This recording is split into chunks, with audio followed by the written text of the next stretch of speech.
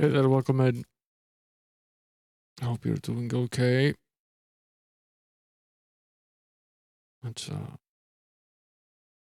set up some background music here.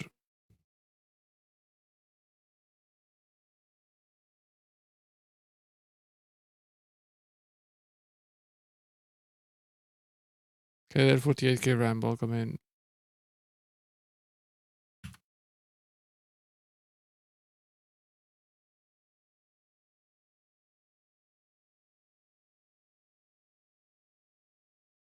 Looking into Pretzel again.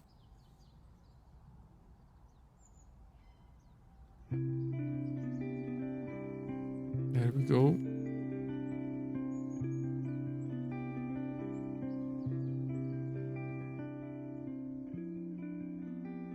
Nice and relaxing.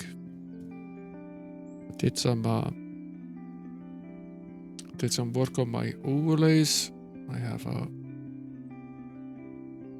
Python-based generator that creates these from a configuration file, and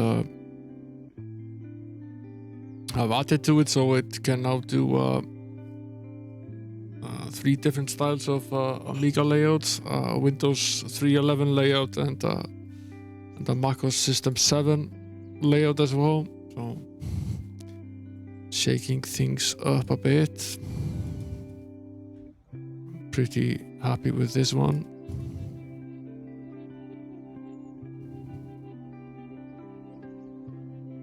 Where's my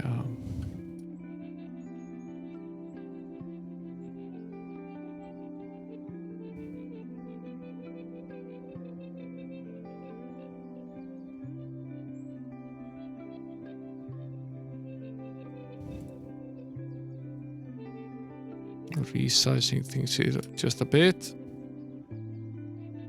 There we go.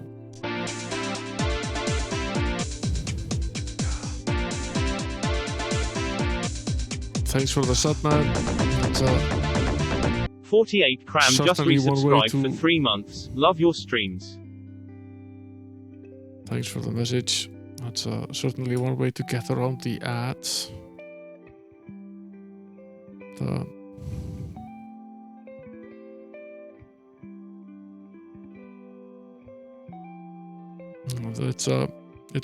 It was actually fairly easy to do this in Python. They have there's an extension called Pillow, which basically does work with the various different image formats, and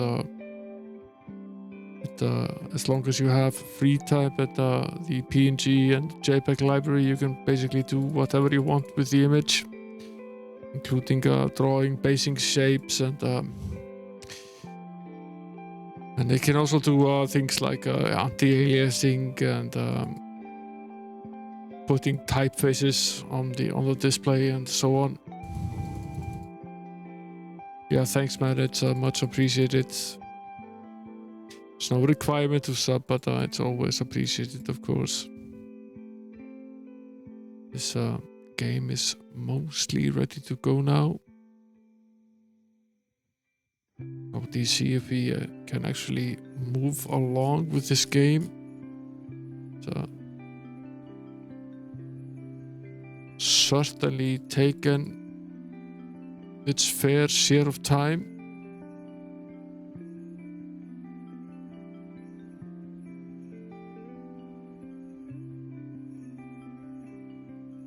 Yeah, that's what I basically did with all of this is I created I have a configuration file which creates the various different overlays that I use. So I basically have an overlay. I create a new one for pretty much any game I play, and including the status text down there at the bottom.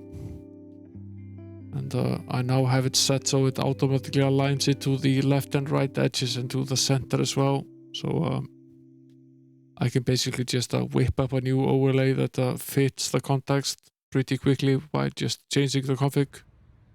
And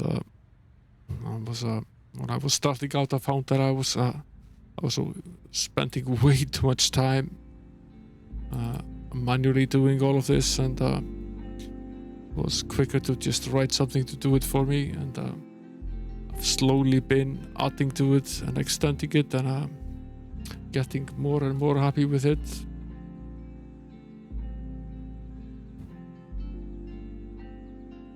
The usual stuff with the brightness with this game. I should probably play around with it just a little bit.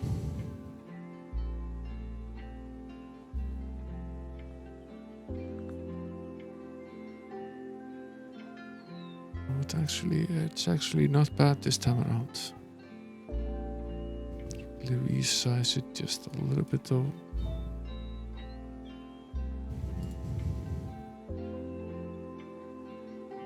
There are certainly things that help.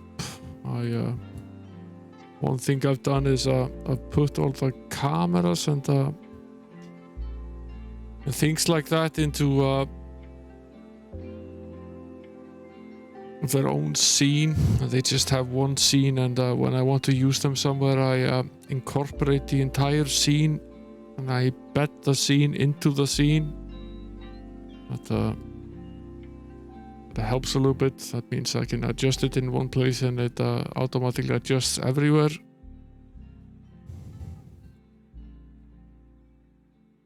Hey there, Amiga 1200 gamer without the 1200. How's stuff?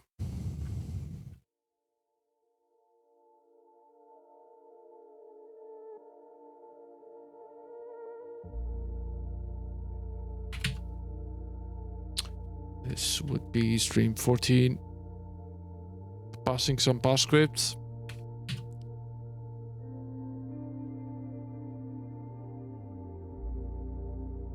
Yeah, I was working on this Python stuff today. I quite like Python for the same reasons I liked Perl back in the day. You can pretty easily whip up something to do a lot of stuff fairly quickly using just ready-made extensions and modules. I wouldn't write a word processor in it, but you want to process and work with records and text and databases and so on. It's fairly easy to do a lot of stuff pretty quickly in it.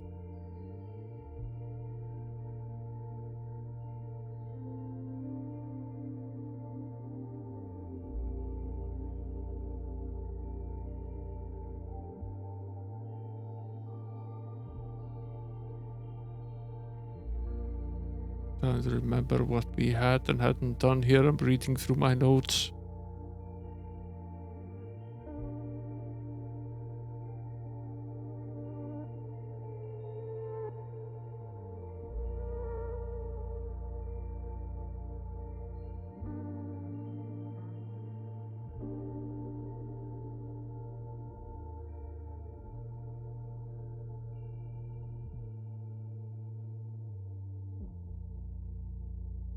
Where are we exactly?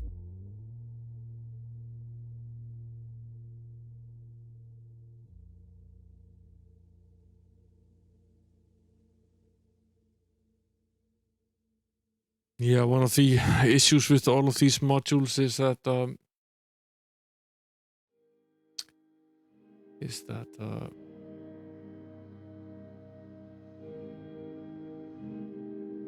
they too tend to need to be updated, and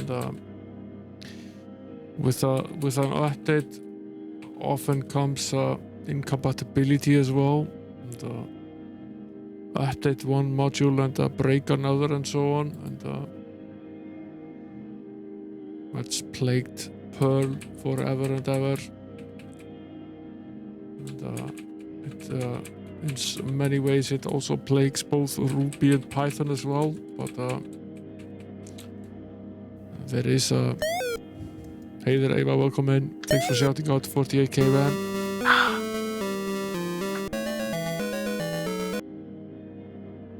should follow 48k RAM for 8-bit goodness and Amiga goodness and text streams and all sorts of fun streams over there.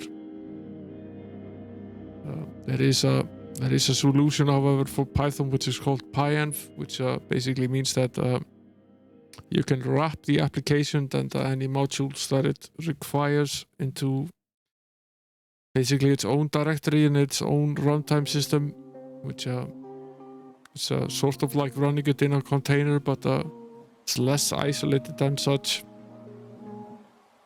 Makes it significantly easier to do part-time upgrades or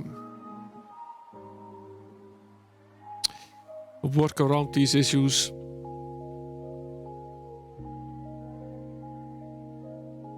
Things are not going well at all. I've started to get reports from some of our scouts, and from the sound of things, this will not be an easy siege. So what's brought you looking for me? Begin to get wistful for the days when we were running the village in Krondor for Master Telasi. I haven't heard this much exercise in a long time. Where are these goblins you told us about? What about Tamnay? Did you find him? Yes, though it took a little extra work to get him heading back to Northward, and he promised dutifully he would return. I believe he will. We had a long talk. You can see now why Rutha values you so much. I personally wouldn't have believed it possible, but as things stand, we still have a long road to hoe. As they say, a goblin company of archers has already moved into the pass and is trying to entrench itself there. If they get a foothold, it may be impossible to root out once the monitor roll in. Need to find out what their deployment is going to be when the battle begins. Okay, so we grab their leader and give him the hot poker treatment in the dungeon under Northward and tell us where to find him, and he's yours. No good. As soon as I discover he's missing, they'll change their tactics. Know what I need. Just a big plan. I'll be willing to bet that it's still in Raglam. When the scout says the Baron will lend you, I have about 20 men out at the moment. Why? And you won't miss the three of us much. We're going to Raglam and we'll find a way to get that plan for you. You plan to march through a company of goblin archers to the city where the Mudrilla Masing walk right up to the leader of the enemy and say, "Excuse me, may I just borrow your war plans, please?" I remember this now. As I recall, I snuck the future Duke of Grady, Prince and Princess, and the Admiral of the Western Fleet out of Krondor while it was under siege of Joko Radbur and Guide the Bastara. I think I can snatch a silly piece of paper. I think that Prince Arutha didn't want to make you the Duke of Krondor someday. He would probably have you killed as a madman. Alright then, get me that paper, but be careful, I'll be waiting for you. Okay, so we're heading up to Raglam. It's basically where we're going to go. Raglam is here.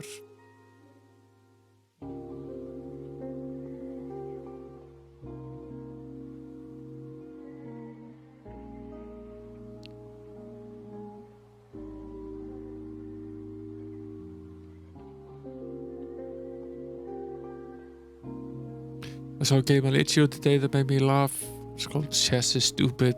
Description: a small, weird, Smash TV style shooter made by a painfully mediocre chess player who wanted to shoot the pieces after badly losing.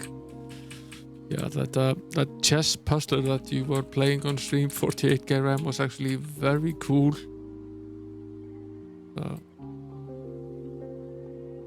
Very interesting approach to a game.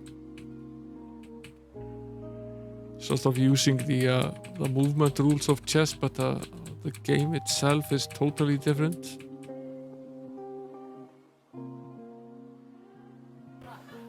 For Eastern. What is Eastern? Hey there, Edgery, welcome in. Thanks for the raid. Sorry I missed your stream. What were you guys up to tonight? What were you guys playing over at the... What were you guys playing over at the Amiga Missionaries from Finland? It is indeed an Amiga raid. Watching EastEnders seems doubtful. Were you actually watching EastEnders? Wasn't there an EastEnders game? Turbo Zeta, yeah, I've seen it. I've seen it, it's pretty cool.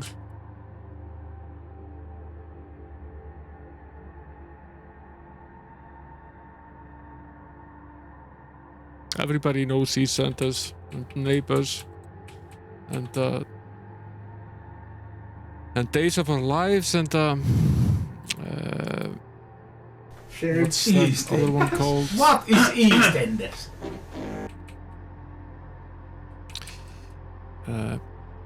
What's that long one called that started its life out in radio and lasted from like 1930 something and until 2000 and something. Why can't I remember what it's called? My grandmother used to watch that religiously, although I knew it was coming to an end when I went to visit her at one point, and she said that it was losing its touch, and then I knew it was basically going to hell in a handbasket.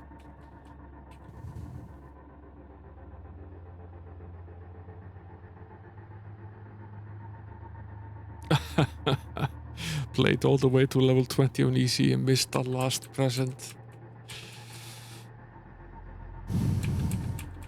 Yeah.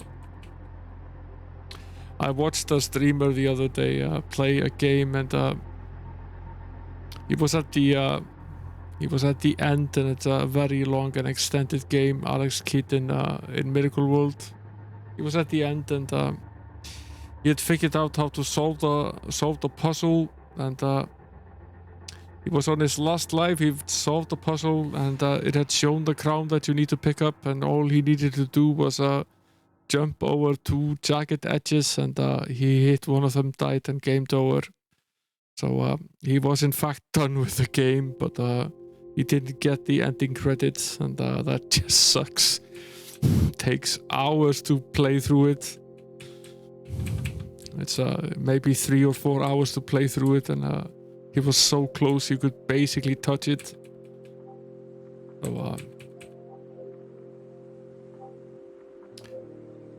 he basically said, we'll watch the ending on YouTube, and then he showed us the ending on YouTube, and marked the game as finished. And technically, of course, it is, but it's still very annoying.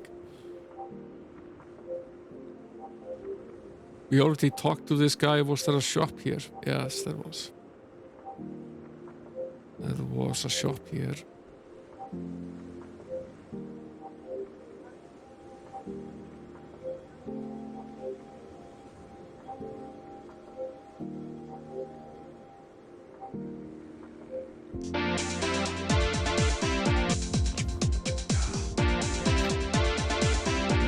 Thanks for the sub, Ian.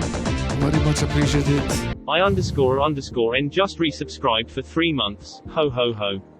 Hayes Emotion 1 ha Harleen Hayes Emotion 2. That's a very, very cool ocean emote.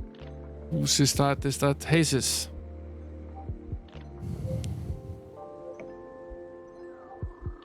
Yeah, that's very nice. That's a very cool. I guess I have access to that one as well.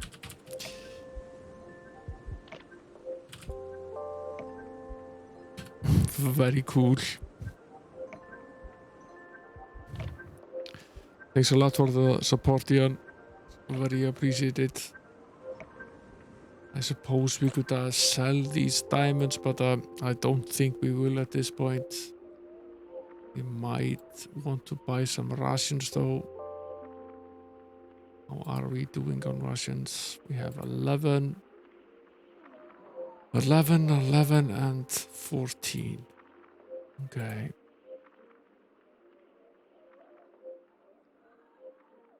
Let's add 2 packs of rations. We have basically 2 months of supplies or so, roughly, give or take. And that's Turn upwards.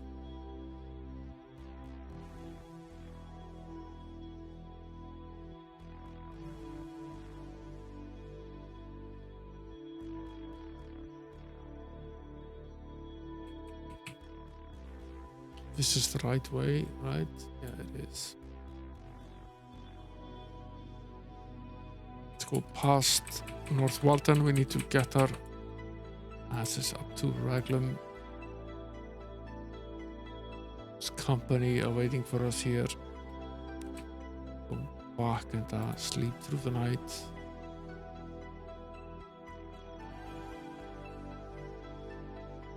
Save here. There's gonna be trouble.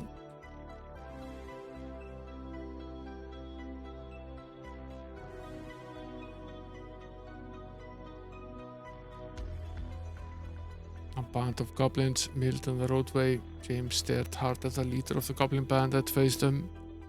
At his side, Locklear counted heads, silently calculating the combined worth of the mercenary force. You think lucky, James muttered. Whatever Delican's game is, he's paying for it. Locklear replied grimly. Goblin mercenaries charge small fortunes for their services, and by my guess there's at least 1,000 sovereigns worth of them here. I don't think they'll attack us unless they think we're getting too close. We might be able to negotiate a passage price. Pater spat. Dark brothers are dark brothers. It just mean-spirited, period. Stepping out of the ranks of the enemy, a tall, pale, complected goblin drew his sword and pointed it at James. Speaking the kingdom tongue with some difficulty, he glared at them with black eyes. You speak price of passage, he said. Delgar here, speaking of you, and tell to Gala. Gala consider and say price of passing is being 2,000 of 2 sovereigns. 2,000 of 2, James repeated. You mean 2,000 sovereigns? Gala nodded. If you pay, we shall let you pass. If you come closer and not pay, we will kill you. That's a like super and fee, 2,000 sovereigns. I suppose we don't really have much choice. James produced the required amount, throwing it at the feet of the goblin. He waited for it to be collected by the scrambling mercenaries. You promised passage, James said. Yes, the goblin replied. We not fight, nor shall any of our company you meet. Tell them you paid your way at Gala's command. We will fight for your baron. As the goblin leader moved away, Locklear chuckled as he whispered in James's ear. Imagine the look on Baron Gabber's face when that lot marches up to North Ward and announces they're fighting on his side. He'll have a fit. James smiled. Too bad we won't be there to see it. It is indeed extortion, but it beats trying to beat down thousands of these guys.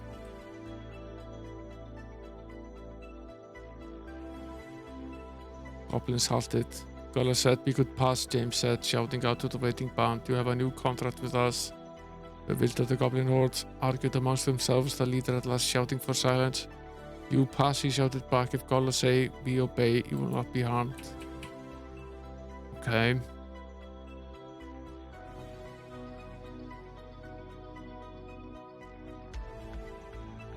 What's here?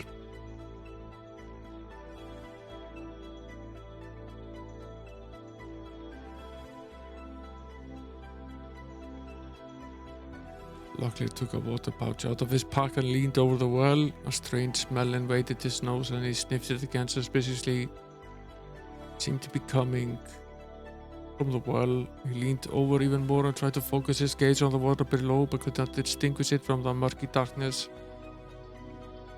As Peters approached, he held up a hand to stop him. I do not think this is ordinary well water. Are you going to drink some? Asked Peters. The water tasted dreadful.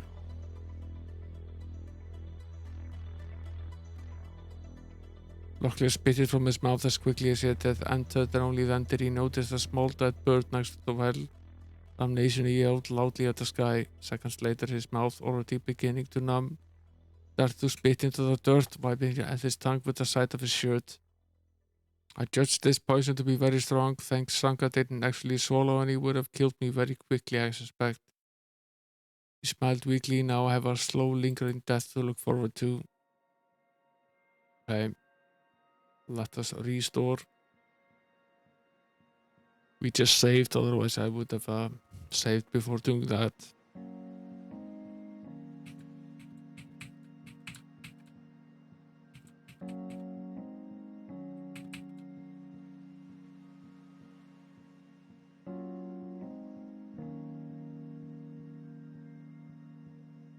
Putting away their water pouches, Nockler noticed something he hadn't seen before.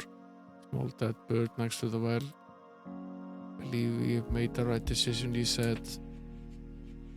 Now he tells me. Onwards we go. The wind howled. Eyeing the gap, which was the mouth of Northwarden Pass, James turned to Locklear and clapped him on the back. How about a little fun, old friend? You know, I've lost friends every time I've gone into the Northlands, Locklear replied coldly. Bronwyn, Captain Moyet. James nodded. Sounds to me you've got something to pay them back for then. What do you say we go stir up trouble with Delacan's troops in the Northlands? They marched in silence. Feeling that the sound of their kingdom's speech would carry in the cold, they moved as quickly as possible through the treacherous Northwarden Pass, each steeling himself for the difficulties that lay ahead as they surveyed the snow-covered landscape. How far are we now? Nearly here.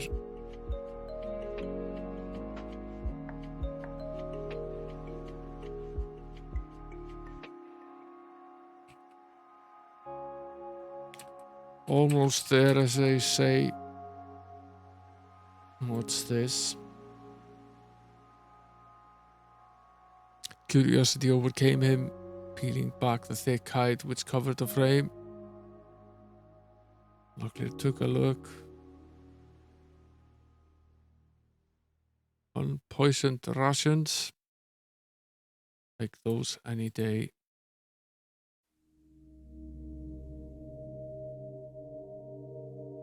This is actually better armor than we have. This one is both in better condition and also blessed. It's only blessed once, but it's still better than the one that we have. So we'll make use of it. I'll leave these two behind though.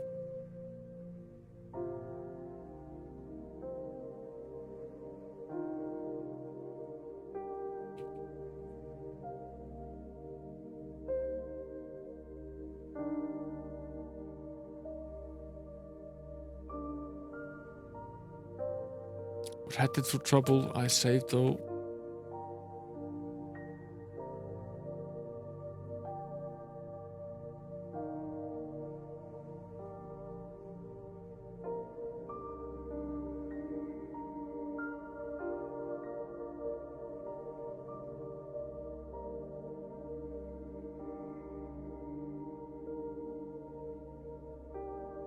Ah, these guys. I remember these guys.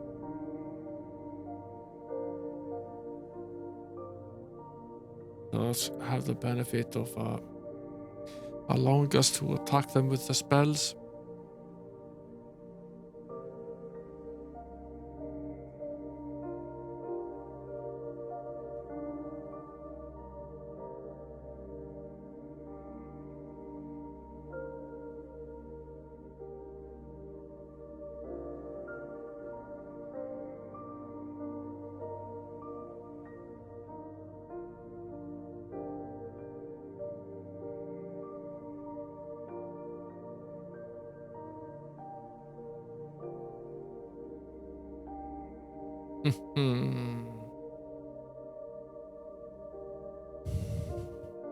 Heiða, hvað þú svo welcome in. That's not a good scenario for us.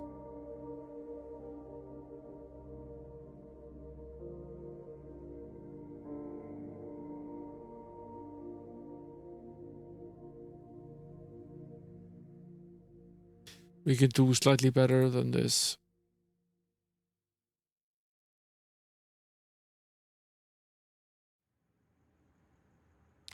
Probably means that we won't be able to cast a full strength spell. We'll have to try to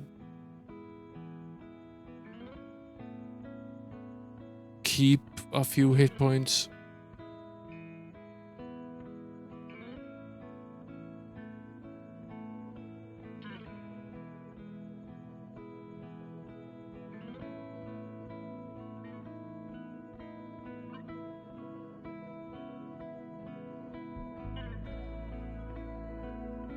They missed.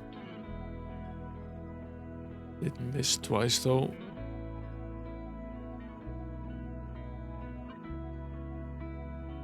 Have him run here.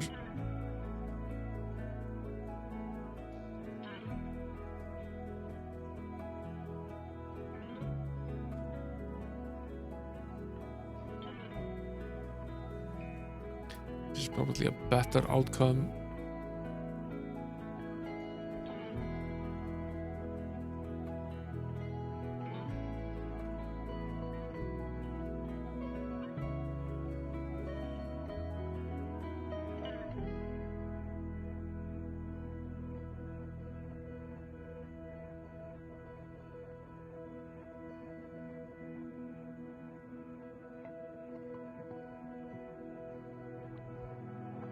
Yeah, I added the code to the new bot, Quadrasol. Don't know if I told you.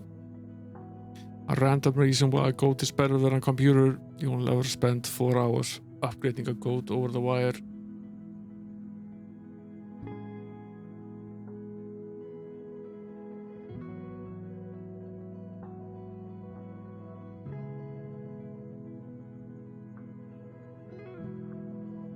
This battle is going significantly better than the previous one.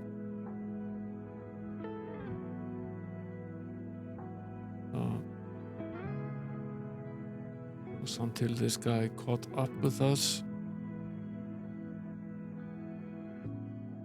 Be very nice if one of you guys could actually hit him. Jesus Christ. How many times? How many opportunities did he have to hit poor Petrus?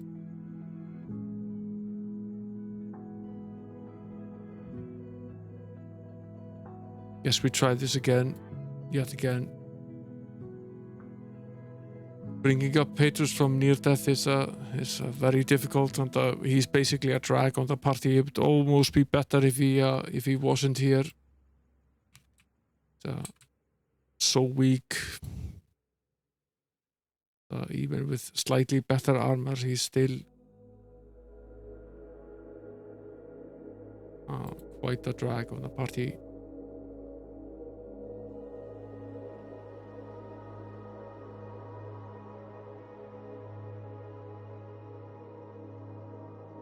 The code jokes are not bad. They're not bad either. They're good.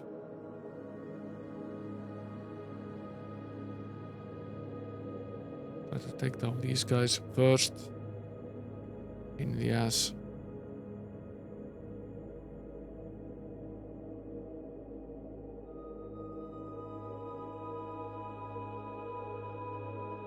Suppose we should start with this one.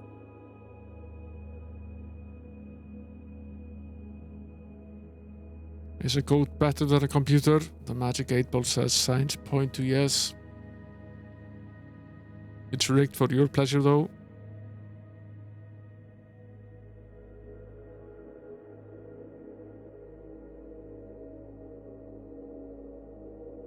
Suppose we should try to cast a spell. Hey, there's steps. Welcome in.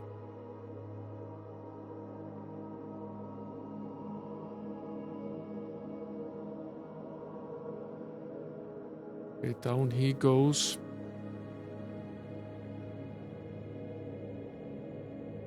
Down he goes as well.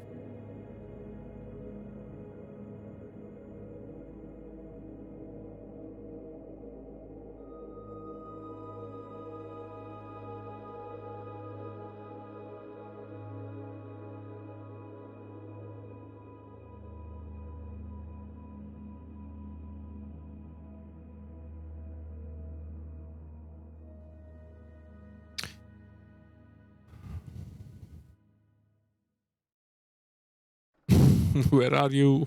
You're in my channel. Steps, welcome in.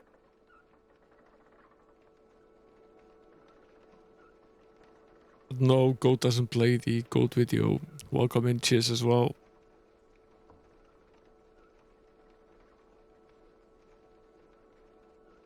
We took quite a beating, but we survived. That's all that counts.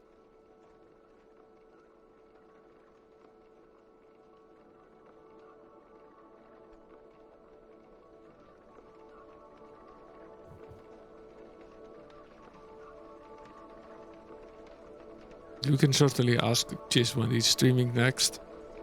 It's a valid question. It's nice to see him back streaming. I see he's added a bunch of perks.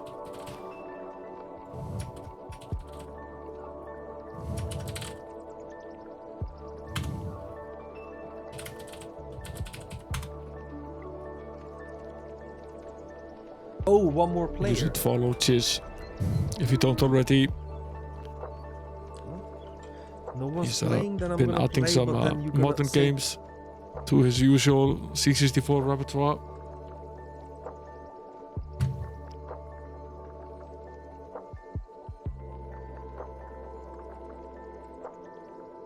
Okay, some extra rations. That's nice.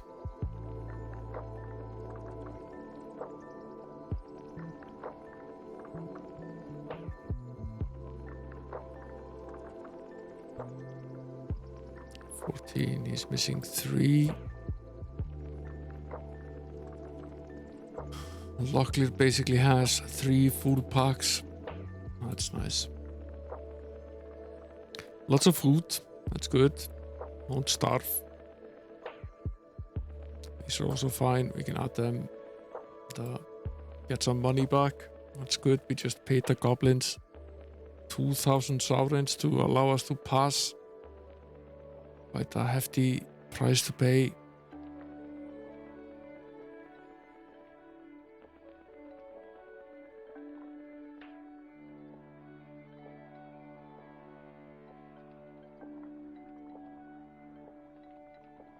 With a powder bag.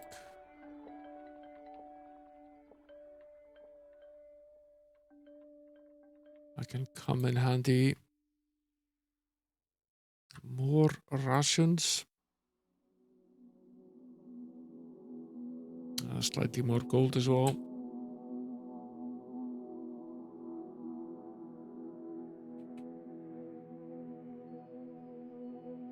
That's all of them, right? There were only 4 of them.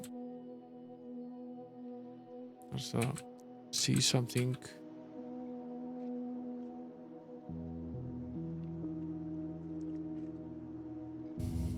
Again.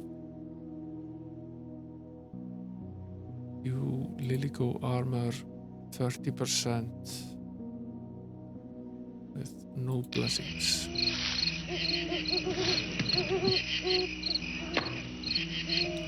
Thanks for the bait. Cheers.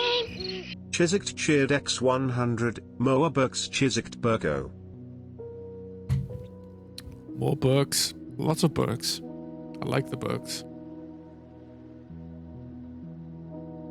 This one is 25 plus 5. This one is 30 plus 15. This one is probably better than this one.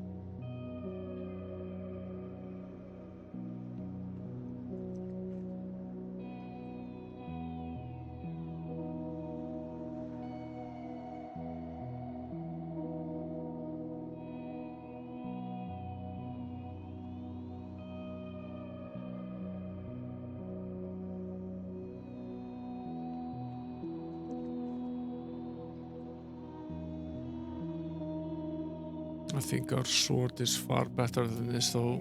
Yes, it is. Slightly better armor, although not a lot. Burks Burgers. Burks. Needs more Burks.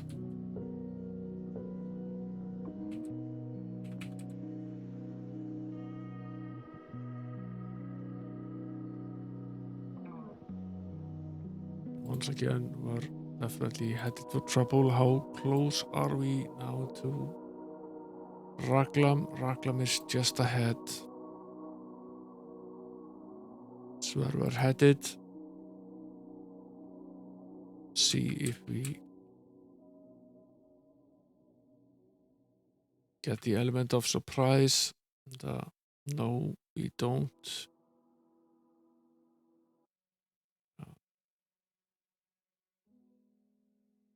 Go at the mages first.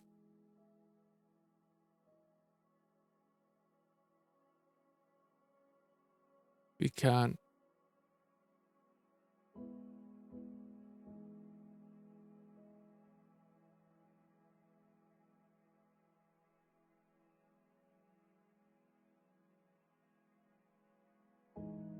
Got to get out of line of sight here.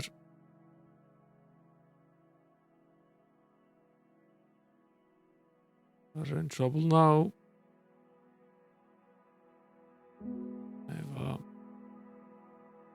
Two of our fighters are already frozen, and of course they've taken down the mage.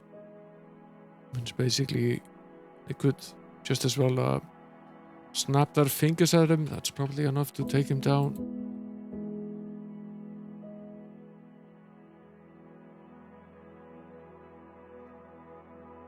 Once again, we don't get the element of surprise.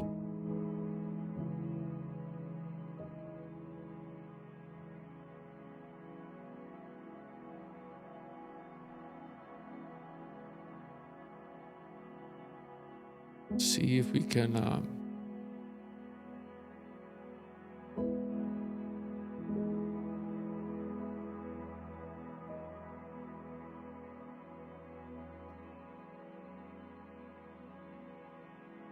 let's see if we can hide here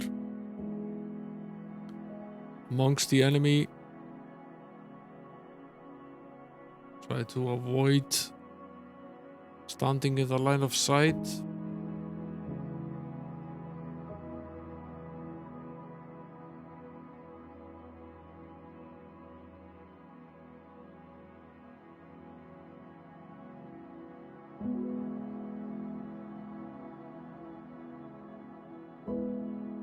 You missed.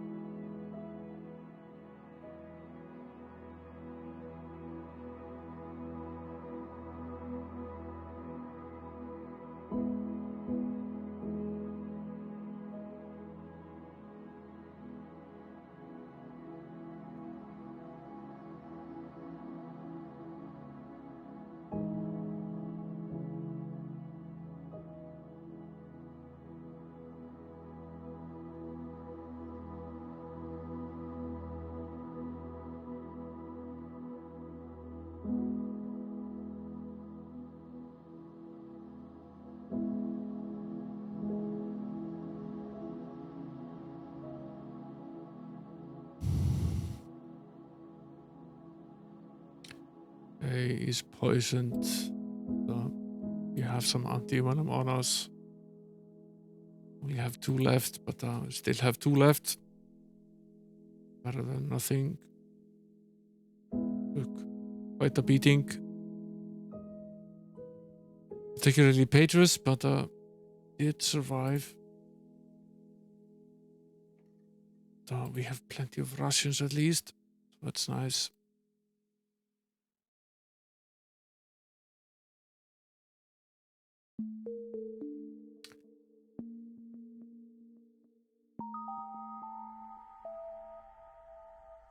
Armor enhancements. That's nice.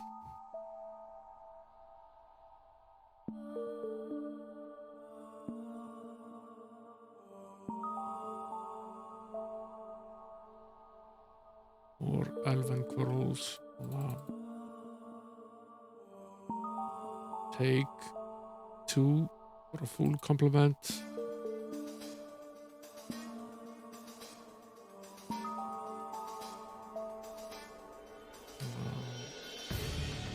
Actually take more, luckily missing 11. Can at least add all 9 of those. Poisonous arrows as well. Buckler is missing 1.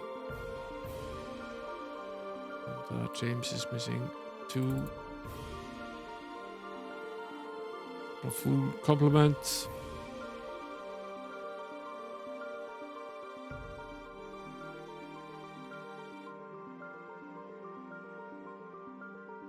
Gold.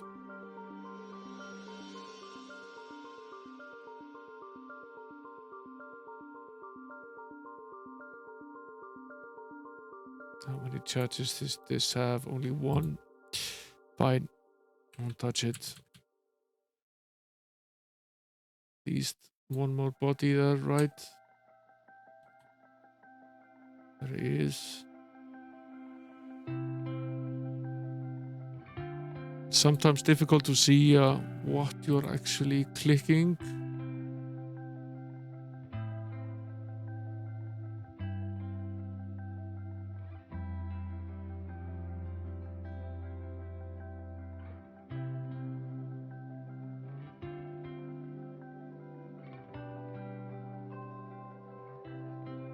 Obviously I hadn't clicked this yet. These were back to 1,000 sovereigns. Oh, that's nice.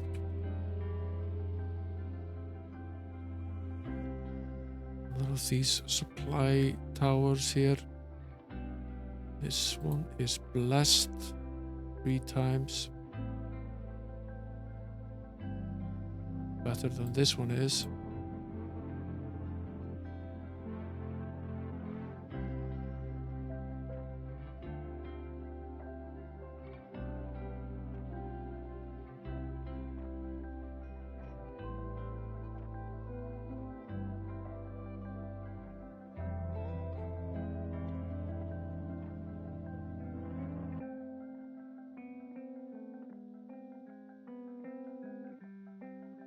This bow is out of commission, so it's pretty good that we found another one.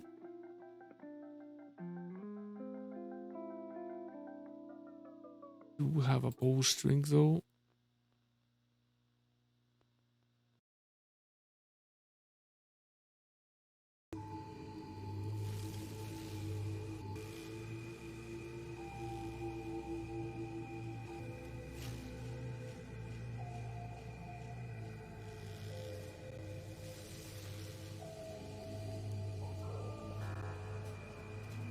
Yet another one of these weird traps.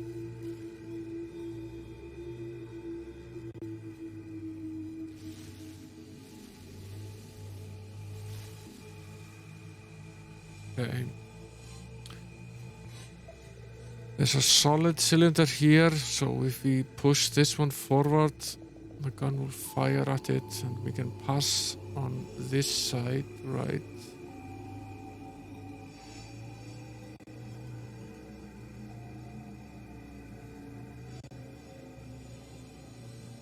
Although that's possibly not what we actually wanted.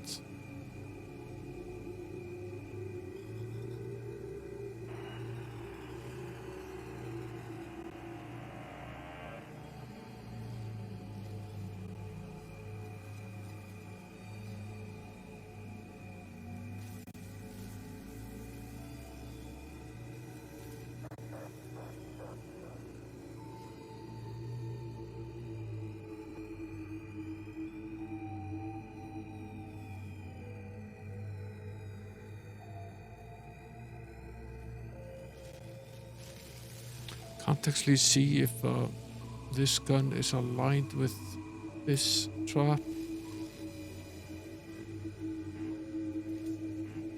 It is in fact not.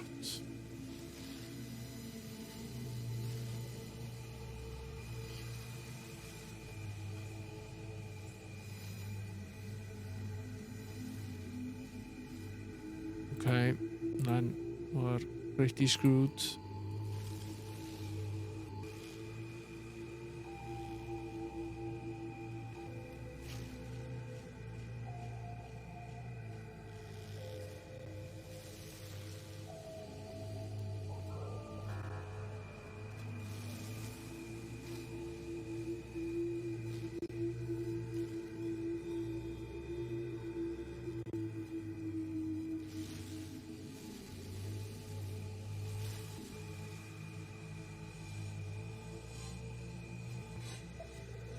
A massive hit there.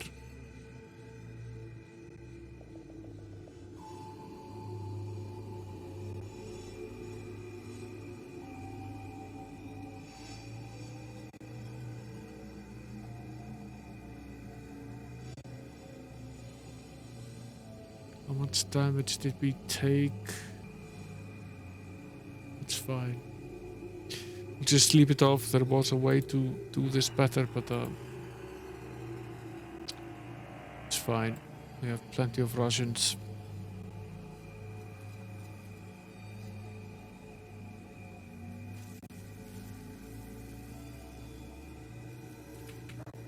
What we should have done is we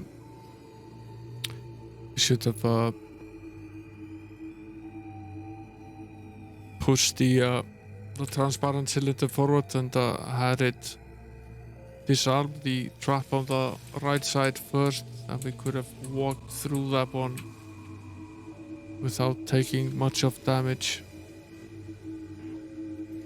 An old Marito answered their call. Despite the unusual group he found before him, he allowed them into his tent. He spoke to them in the kingdom tongue. Were things you were taken by combat, or do they represent true loyalties?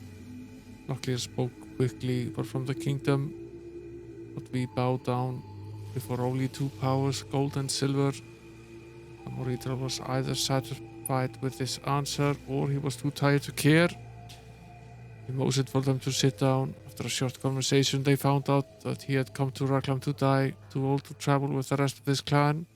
Not willing to stay alone in Raglan, he had resolved to wander off into the forest and let his life slip away like the wind in the trees.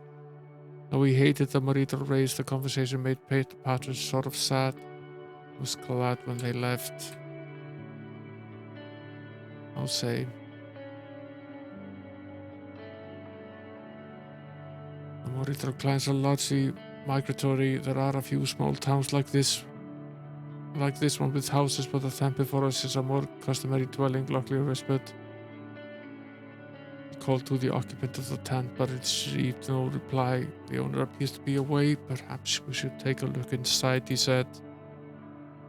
Locklear looked around carefully, then pulled back the flap of the tent and slipped inside. Petrus stayed outside as a lookout. There was a bedroll on the floor and some rations in a small chest. Something on the wall of the tent caught his eye, and he went to have a look at it. What had looked like a message of some kind turned out to be nothing but a small blemish. He took a step back, putting his foot in the middle of the bedroll and onto something hard. Pulling the bedroll aside, he discovered a Marito lamprey hidden underneath.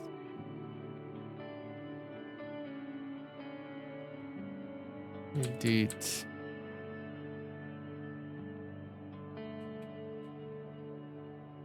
Where does this lead?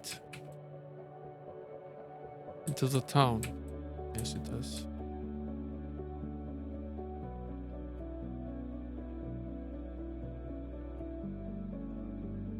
A strange old elf answered the door. He glared at Petrus suspiciously with upraised eyebrows. Yes, did Iram the minstrel send you to sing for me? Did he? Well, come in then, he said, ushering them all inside. I'm very busy, but I work much better with music playing. Helps me think. What manner of work do you do? Asked Petrus. The Marito scowled. You're here to sing or ask questions. There's a lute over in the corner. Use it. As Petrus picked up the lute and began to play, he was amazed by the huge assortment of gears, pulleys, springs, and other equipment that was scattered around the house. The Marito was obviously some sort of engineer. What is all this stuff? Whispered Locklear. I cannot be sure, but I recall stories of a Marito weapon maker whose ideas and plans were sometimes too inspired even for Telecan.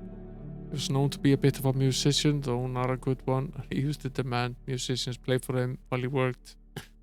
Or if they couldn't play better than he, or stop that racket. This isn't music you play. I could make better music dropping that instrument down a flight of stairs. Get out of my house. Not wanting to upset him any further, I agreed to leave. As I stepped out the door, Petrus whispered, I try not to play my best, but playing poorly can sometimes be as difficult as playing well. Fine. There's not much we can do about that. We don't even have a practice loot.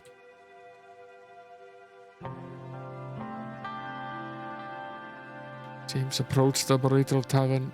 So you really think we can just walk right in without attracting unwanted attention? Asked Petrus. It's a trick I learned many years ago. Everyone will gravitate toward the simplest solution to any dilemma, he whispered, reaching for the door. Athos wasn't convinced. This is highly irregular. Look at it this way, James continued. We either have a legitimate reason to be here, or we're completely insane and are walking right into the middle of enemy territory. It doesn't make a lick of sense, so everyone inside will assume the first is true. Now try to act like you belong here. Conversation within the room halted briefly as James pushed his way inside the room, returning a nod from a rough-looking pair of mercenaries who otherwise seemed engaged in a dispute over a lost bet.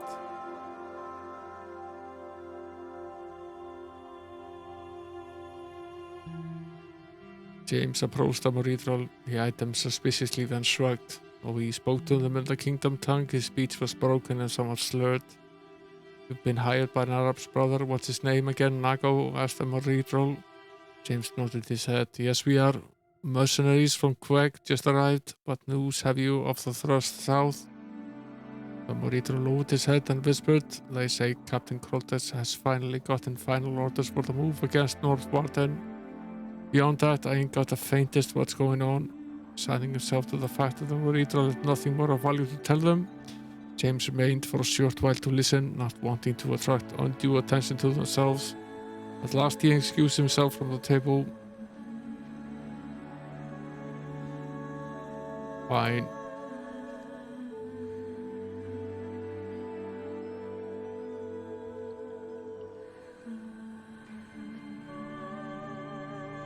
Yeah. No luck in the parting. At least we tried. The Betrayal approached them, apparently satisfied with their story about being mercenaries from Quebec. The Betrayal told them he was a trader who made frequent trips to several of the towns located near the border between the kingdom and the Northlands, explaining his command of their language. What can you tell of the bush south? Asked James. Word has it that Captain Krondor received his final orders for the move against Northport, and futile. With our numbers, we have no hope of surviving the march to it and then breaching the walls. This kingdom baron will crush us utterly unless the engineer has come up with something. Trying not to be too interested, James prodded the Betrayal further. Segersen? The Betrayal stared at him strangely. I had heard he was killed in a Quidjian battle near Palanque. Wouldn't know, James recovered casually. I've not been on foot for 8 years or more. I've been working in a press gang. The Betrayal replied. Well, it's all a moot point at the moment anyway. Krondor has locked himself into his commandeered command post to work on the battle plans for the Goblin offensive, and the engineer just sits in his house drawing up designs. Hopefully the kingdom won't elect to retaliate after this madness is over with. They thanked him for the information he was able to provide, and casually strolled back to a spot near the tavern door. Indeed.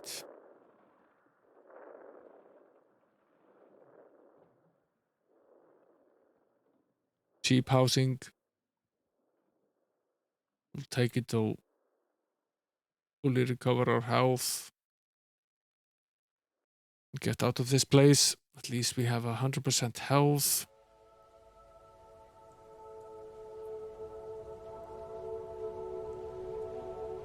Shall we try sinking for this guy again?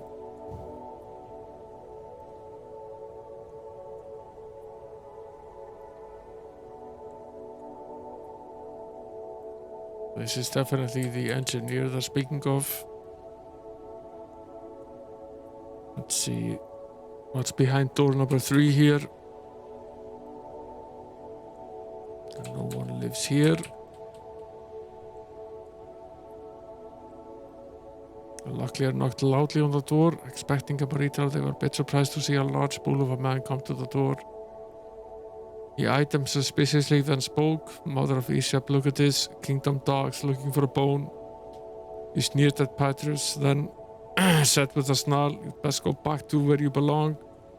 There ain't no work here for the likes of you. Now, kid.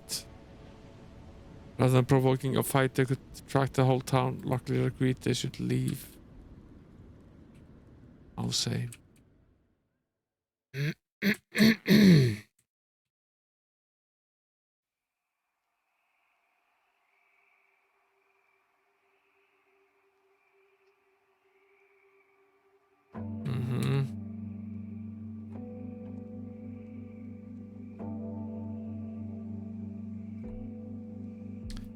Yet another tent here on the outskirts of town.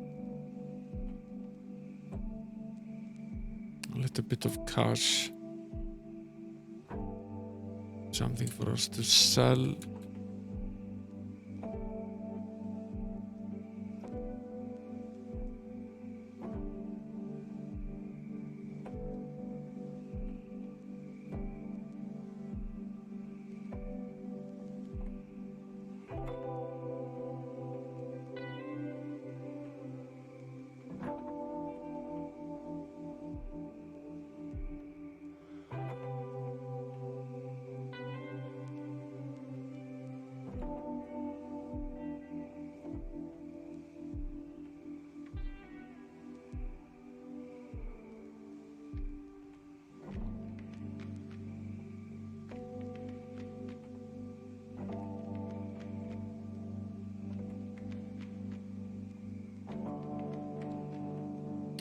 Add a few anti-venoms to our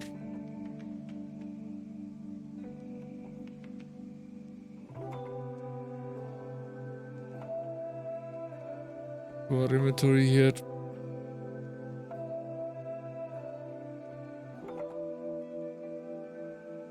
Very expensive place this.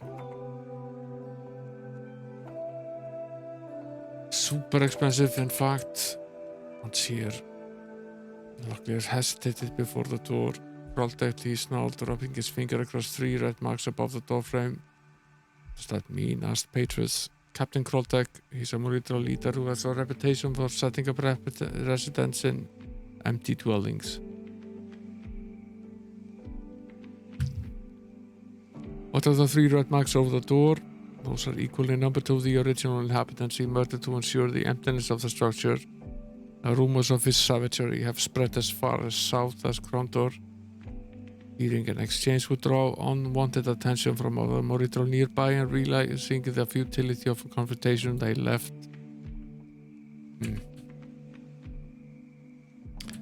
That's the head honcho over there.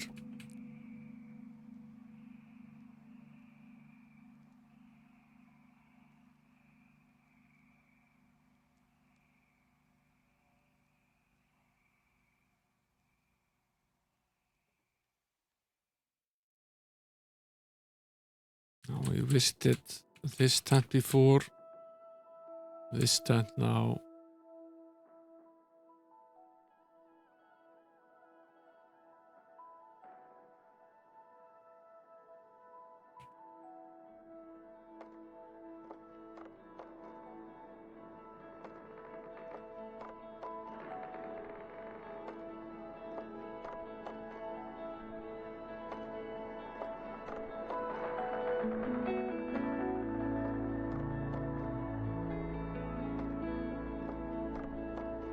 Agree to attack.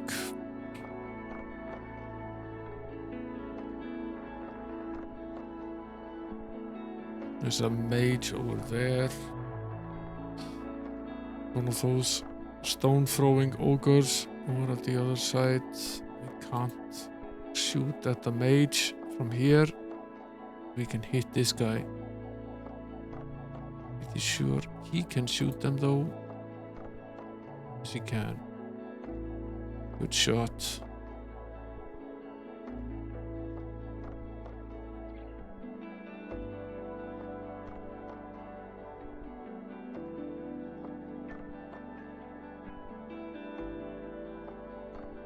Try to keep Petrus out of line of sight of the mage. Take him down first, and we'll start focusing on these guys.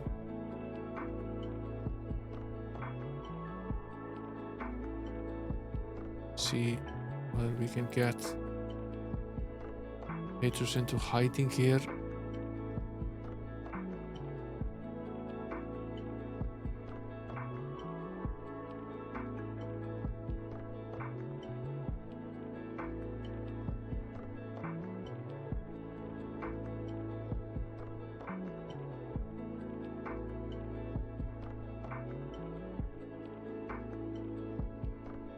It's obviously poisoned. So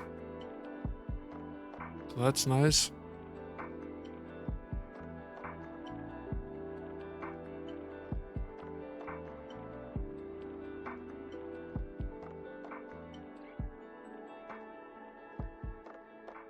Go after this guy here.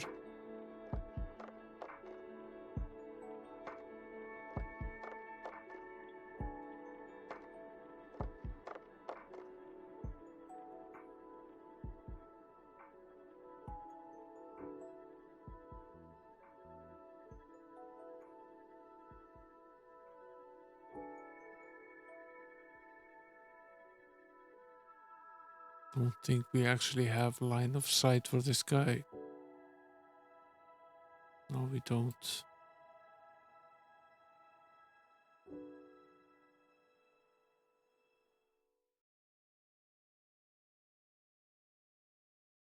Do now though.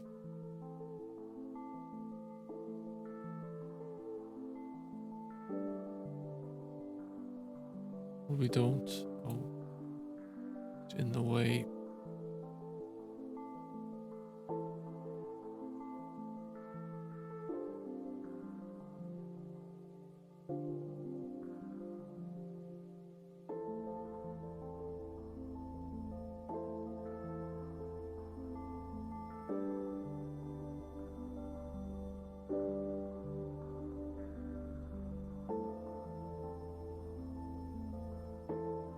Good thing I bought that anti-venom.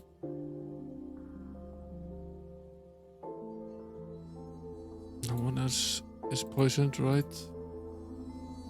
Oh, okay, good.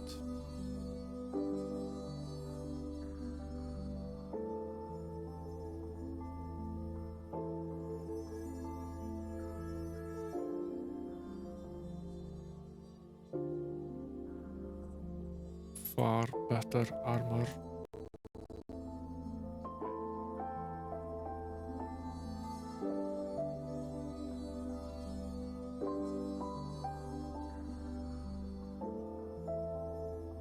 This is one time blessed. Is this one as well? Yes, it is.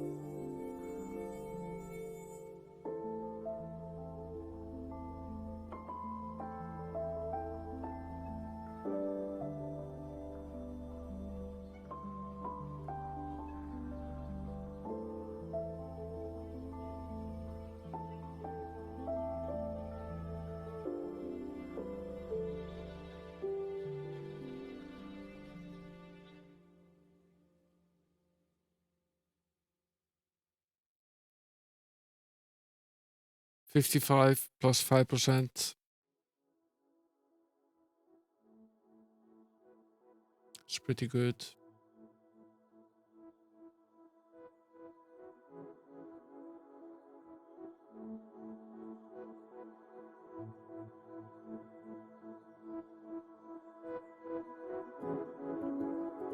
Dragonstone as well.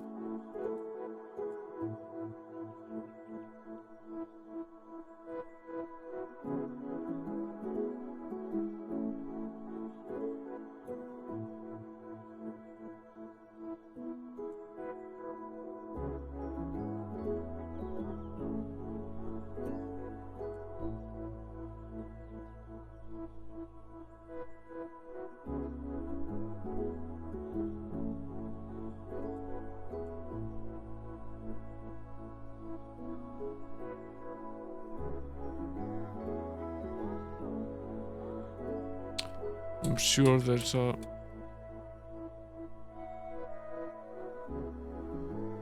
more trouble ahead. All these more Idol boxes here.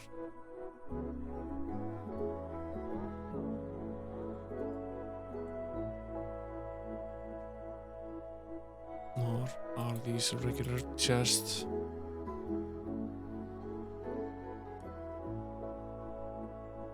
It's just a regular medium crossbow.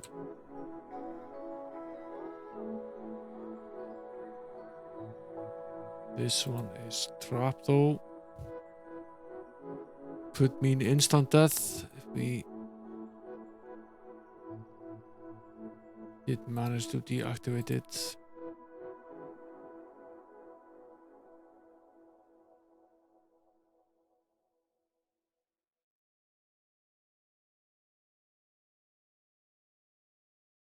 What's this?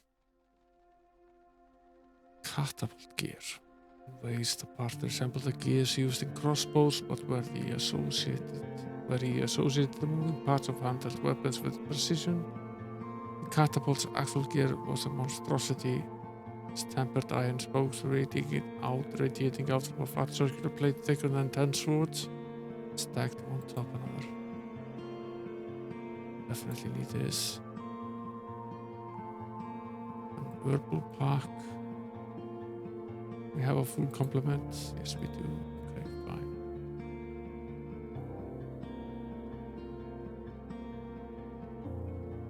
Elven armor 3 times blessed.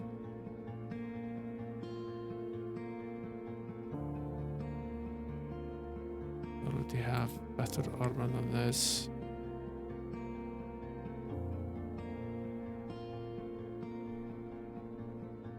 Okay. Sure, we were supposed to find that.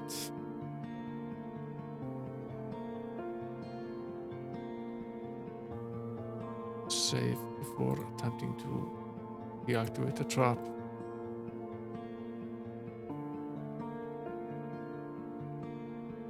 Flame root oil. Don't know if we actually have any right now. Might not.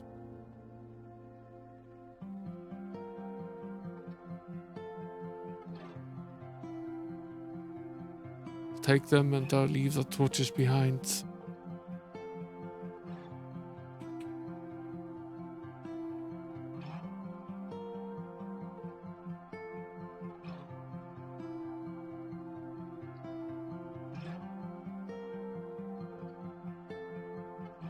And there was a catapult there back near the town.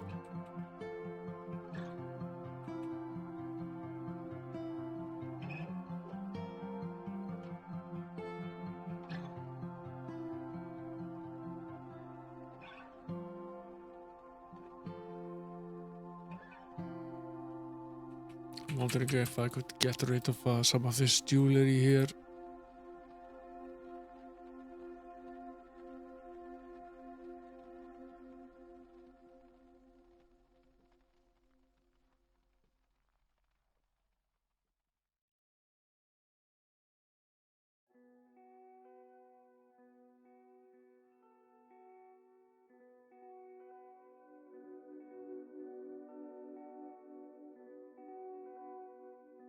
I think we did okay. Hey there, Tackle, welcome in.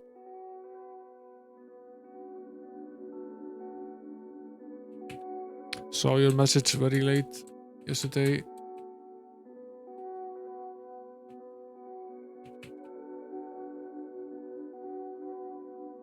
Where was this? There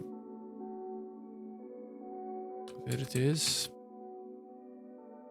Knockler took a deep breath, holding the catapult part I had found in the box. Using some makeshift tools, he kneeled before the machine and set to work. It took nearly 2 hours to install the part, and though Locklear wasn't positive the machine would work at all, he stepped back to admire his handiwork.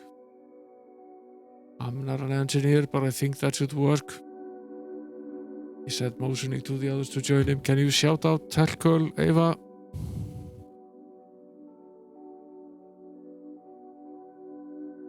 Together they stood before the strange wooden creature, its one arm posed, ready to fling its special cargo into the sleepy Moritro town of Raglam.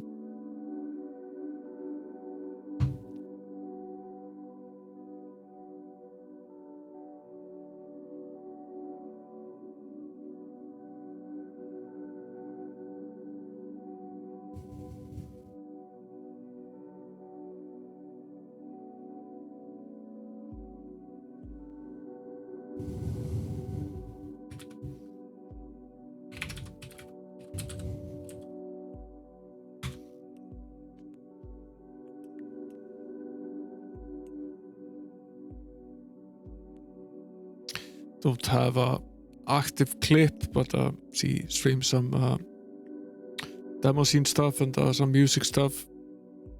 Definitely worth a follow, especially if you're an Amiga user. A lot of Amiga experience around a BBS for a number of years, and still does, I believe.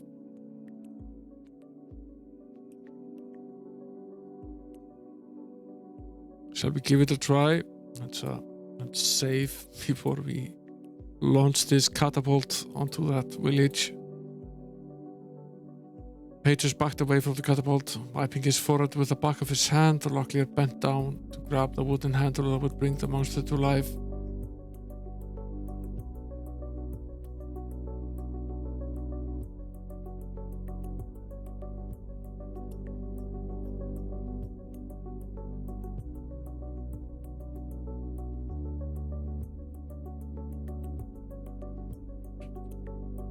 What happened? Did we actually hit something?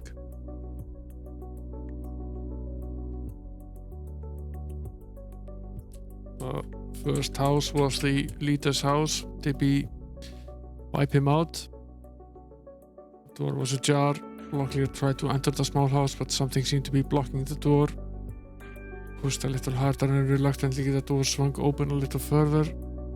Peering into the darkened room, they could make out the form of a male Morito on the floor. Krondor's body was curled into a fetal position, and they appeared to be clutching at his throat. The engineer knew his business quite well. He said that catapult looms seems to have been very effective. Searched the room quickly. After several minutes of intense examinations, Petrus called out, "I think I found something." Behind a wooden writing desk in the corner was a sword of Lim's Kragma, a small pouch with 150 gold coins and a set of company orders. You didn't really miss much. I was just saying that you streamed some demo stuff and some underground music stuff as well.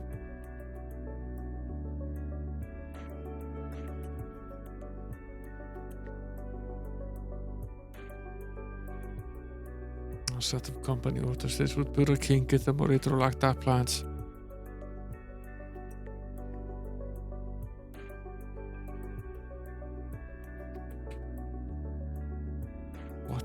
What sort of sword did we find here? This looks menacing. A sword of Lim's Kragma, 49 plus strength, 10 plus skill.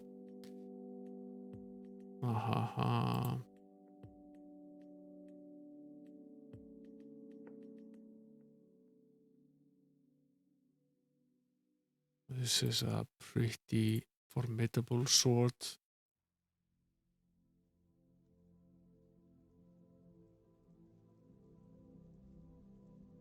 This was the grief maker that we found.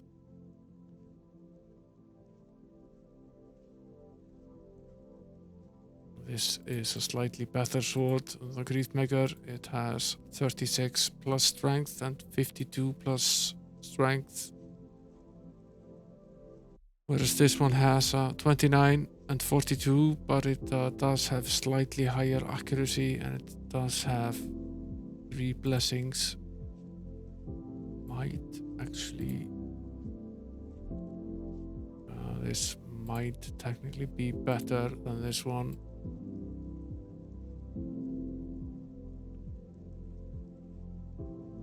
Not sure we can actually discard it though.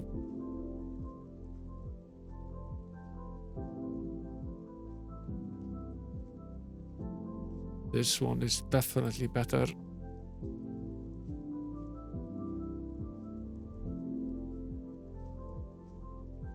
That's 49 damage.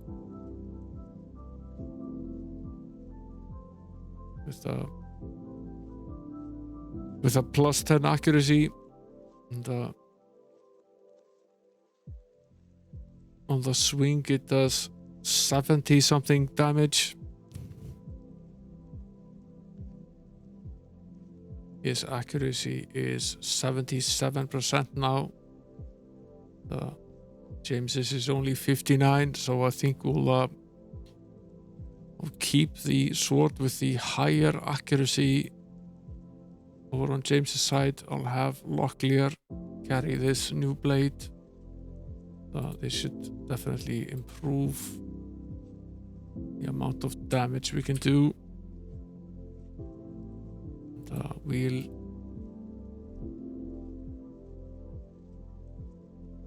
sell this one. Doesn't want it, does he? What the hell does this do? We want this either. Why are we carrying this around?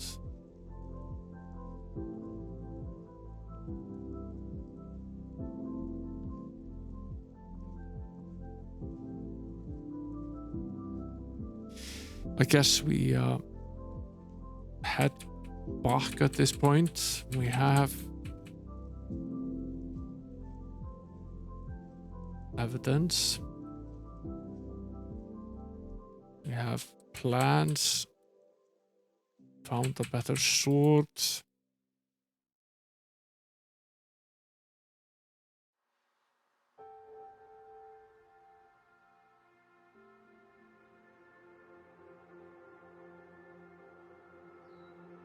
Guess we enjoy 2 nice nights at the inn.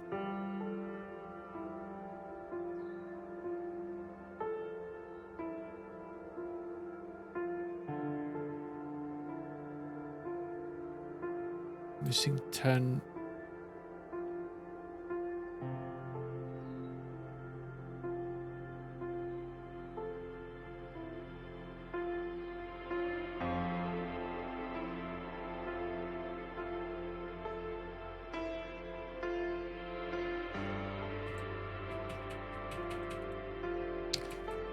Jog back to the town.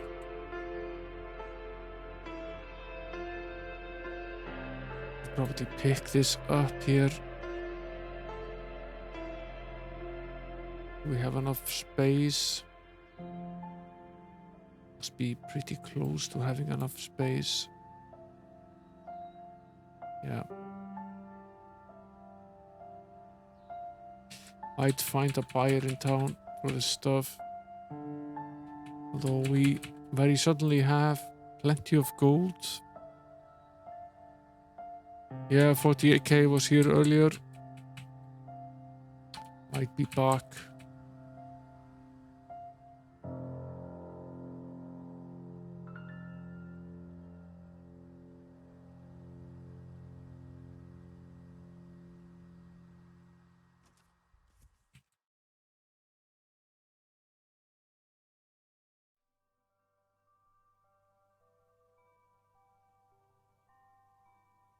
Back with the goblins.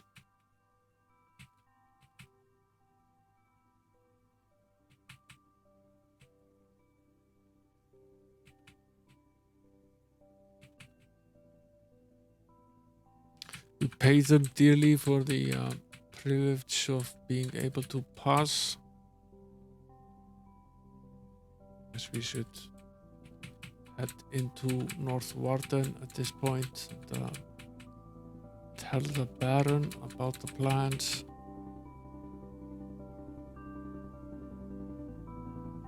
Might be able to sell this here. We can. This as well. And the sword.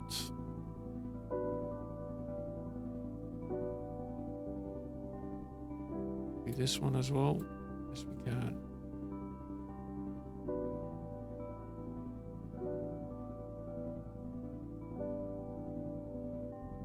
We are in fact doing quite nicely. Let's buy some more anti-venom. We have plenty of spare cash. How many restoratives do we have? Plenty of them. Don't need more.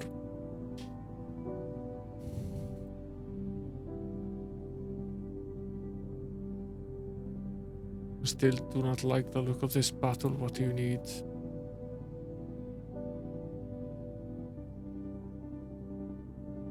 doesn't really want to talk to us, this guy, which is weird.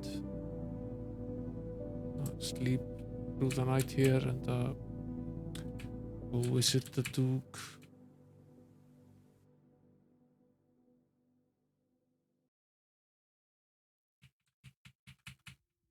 See what he says about what we just discovered.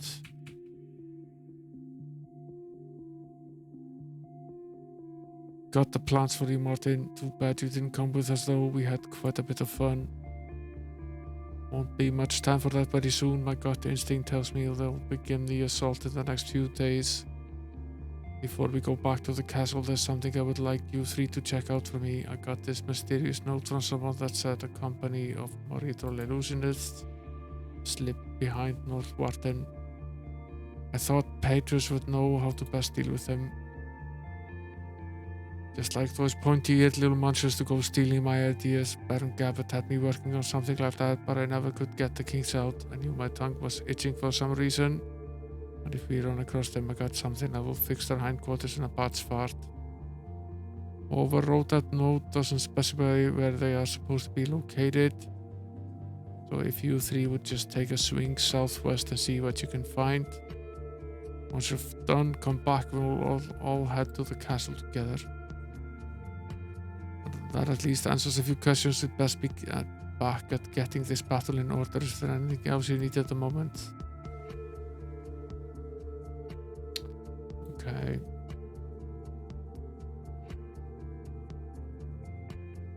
Guess we turn around now.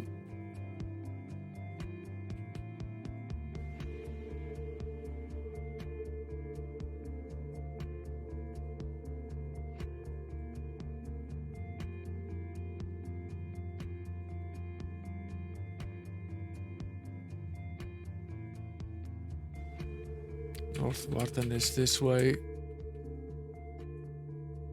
Where is this crowd?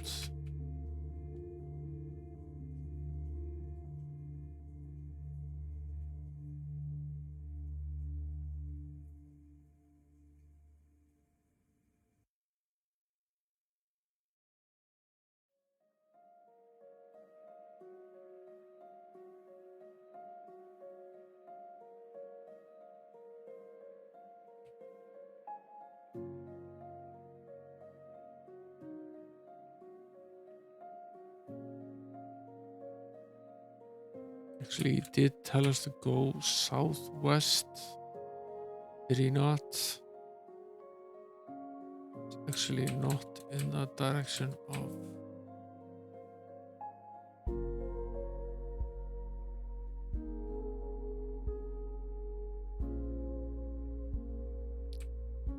It's this way.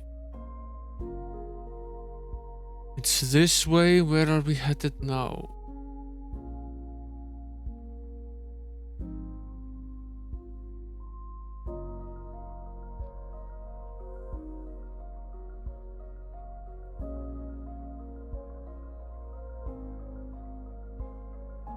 Into this town of the Catapult Gear again.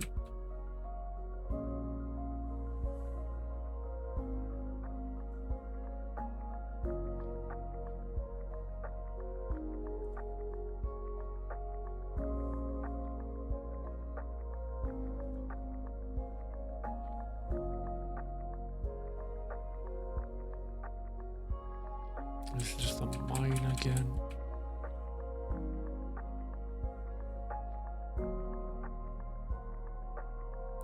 Been there and done that. Got the diamonds and possibly the t-shirt as well.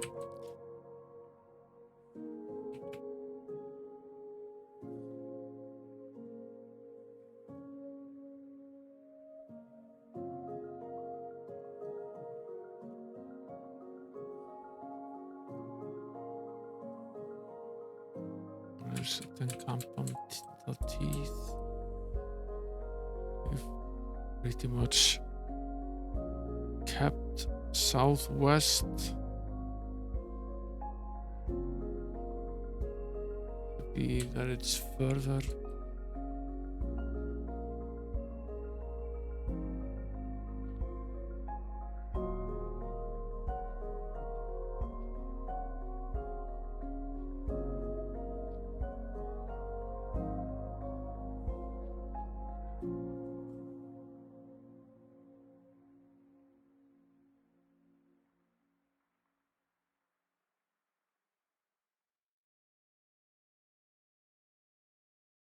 no one seems interested in chatting with us here.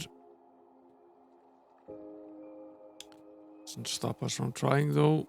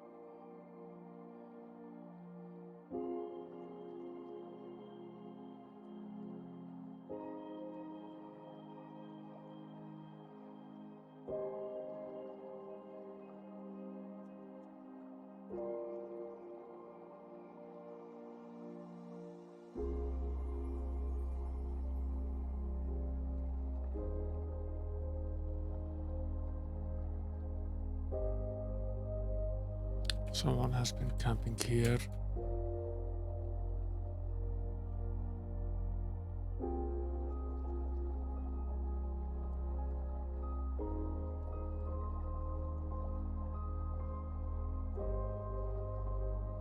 Peter stopped. James took a few more steps before he realized the magician wasn't with him and turned to find him staring off into the bushes with a comical, questioning look. Something ain't right about things here, Peter said, turning in a slow circle. Ain't what they appears to be at all. If a thing ain't what it looks like, that means it's wearing some kind of mask. What are you babbling on about? Locklear asked. The invisible magician's you donkey, Peter shot back. Almost imperceptibly, his mouth began to move, silently forming words long forgotten. His lips began to move faster in sync with a secret, accelerating rhythm only he could know. And he gave voice to the words, and they tumbled from his throat louder and louder until he was nearly shouting. James saw a strange shimmering in the air. He turned to look, and before his amazed eyes saw a huddled pack of spellcasters. Yeah. No trouble now, right?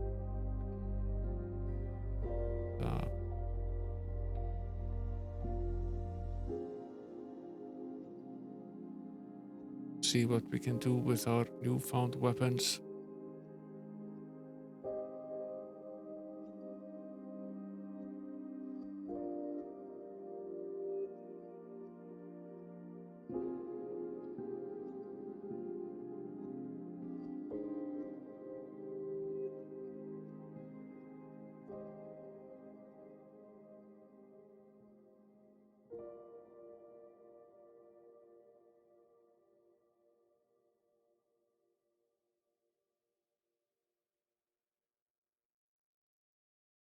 They'll kill Petrus, right? Yeah, they will.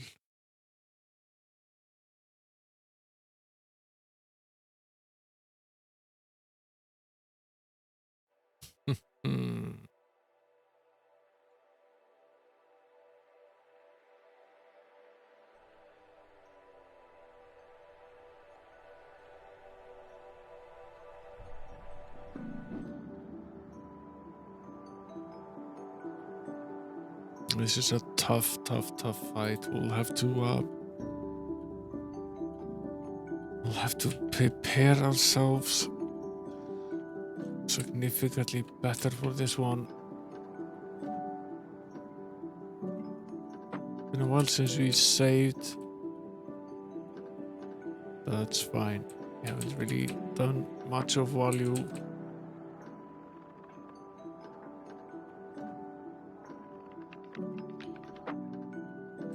Need to go back down here and talk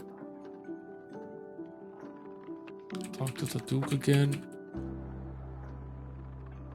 It's a simple enough thing.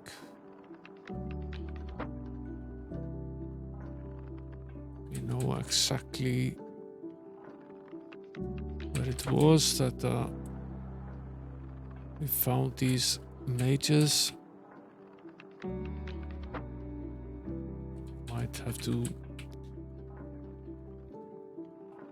use a few attempts on this battle. It looks pretty tough.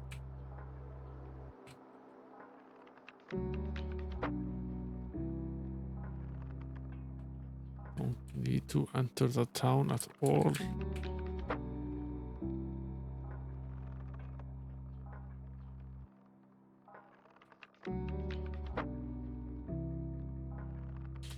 Before we go in here, let's see what we can do.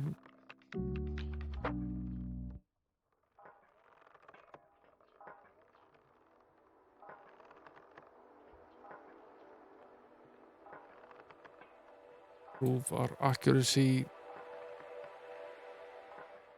and our strength as well.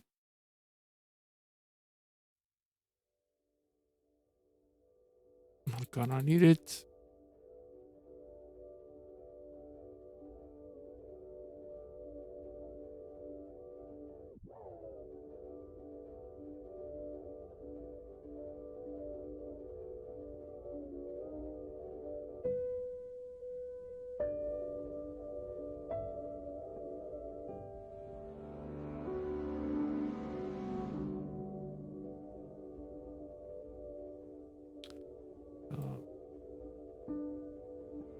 See what we can do to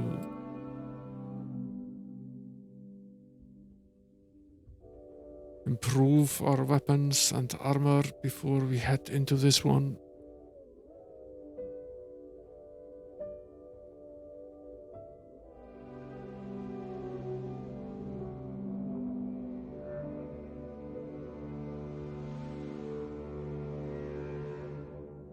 I saved as well. Probably going to need it.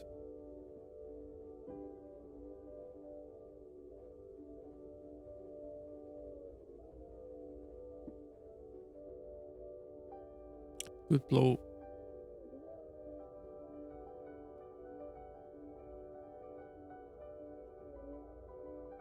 Probably going to kill Petrus. There's not sure there's actually a great deal we can do about that, really. We can recover him from near death, so probably something we need to do anyway. I don't think we realistically can get around that.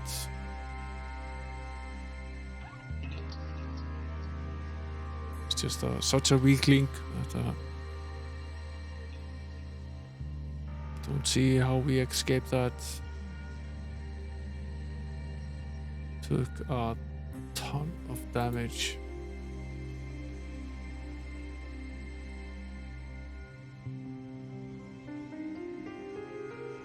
Yeah, thanks for coming in, Tackle. You enjoy the rest of your night.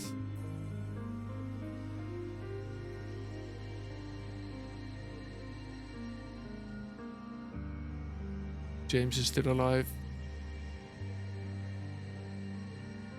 We're still in this fight.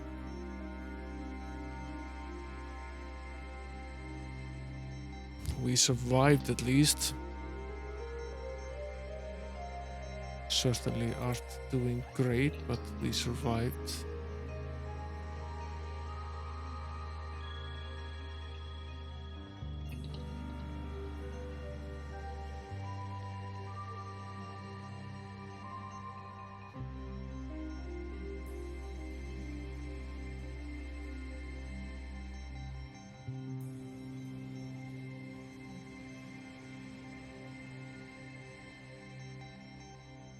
Some restoratives, some gold, the scroll. What is this scroll? A new spell of some sort.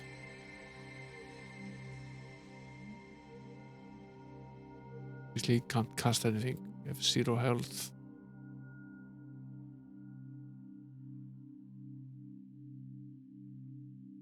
Night fingers.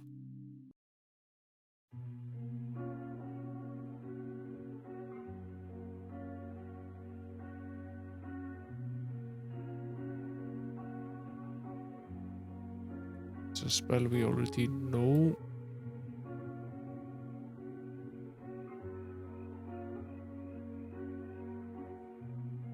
Magical accuracy booster. That's nice.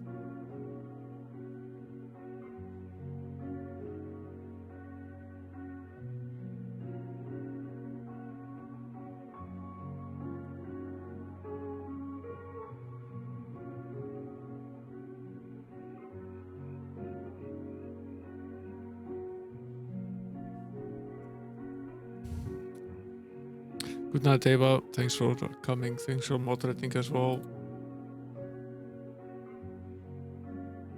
What's this?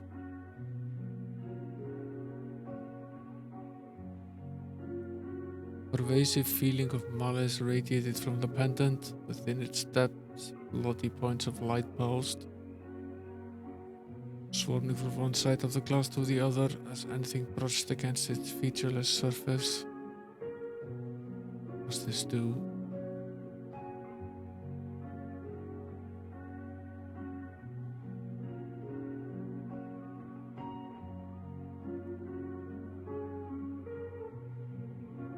But it does nothing good. Potentially something we could use to attack the enemy. Plenty of stuff to be found here. More strength potion. Fill up our supplies again.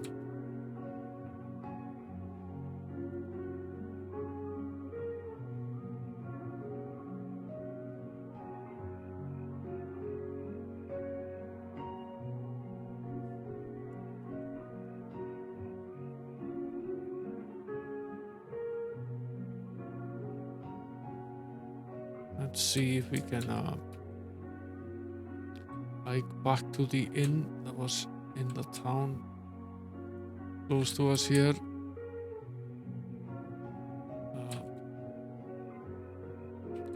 Perhaps seem to see if we can recover.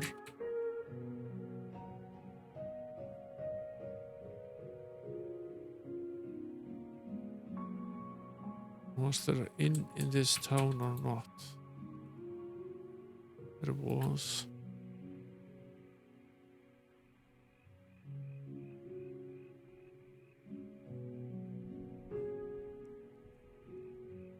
So what we do now is we take one of these healing pouches and then we check into the inn.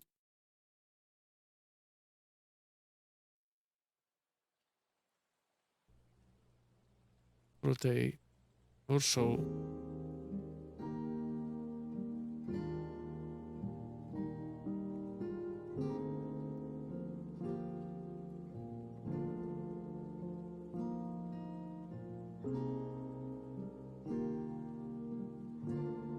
Still at 97. We probably need to take a few of these.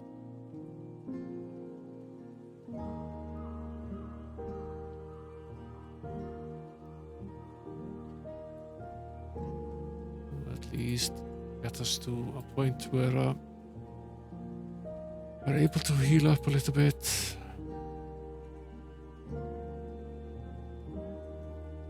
It's at 67% near death now.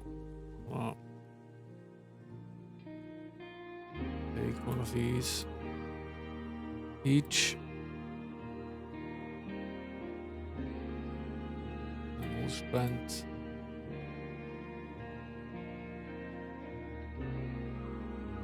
a full night at the inn again.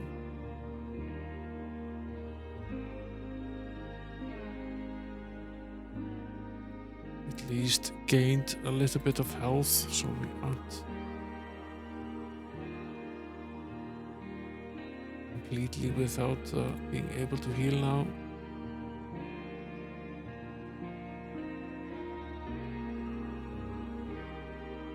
Where are we? 59. Take another pouch.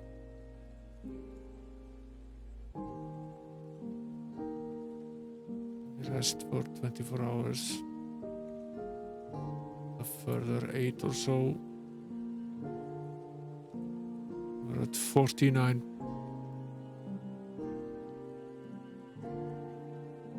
Eight.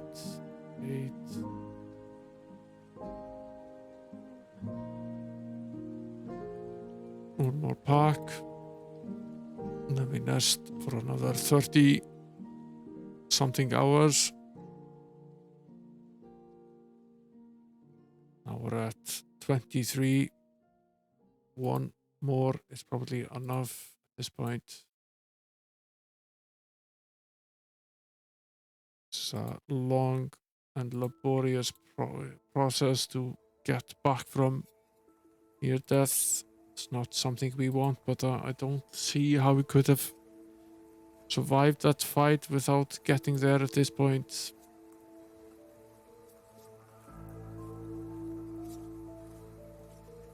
So near death situation now, it's 7%. That's fine. So what we do now is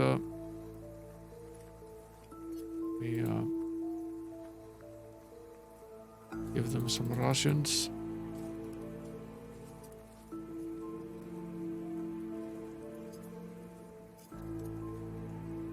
We each have our rations.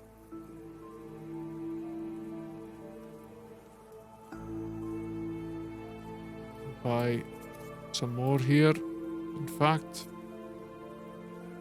what space do we have? Plenty. Not terribly expensive either. Buy the extra pack of rations. Then I'll use the inn to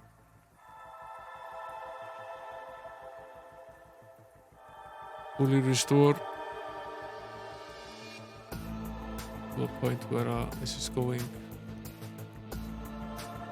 reasonably well. One more night should do it. We're fully healed.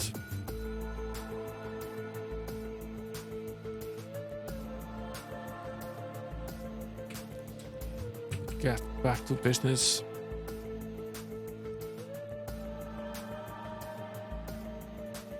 Wasn't this a magician's shop over here? I think it was. It was. Sell him this scroll that we found. Basically recoup the entire cost of the healing.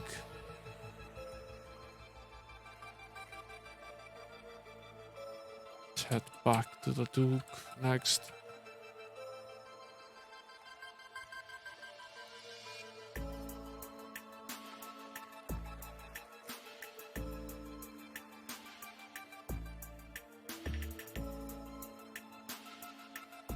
Waiting for us at the intersection here.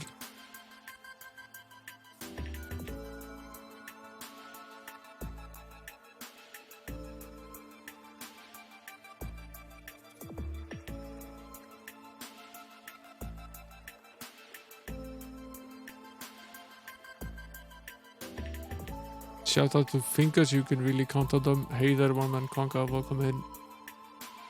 Didn't notice you slipping in there.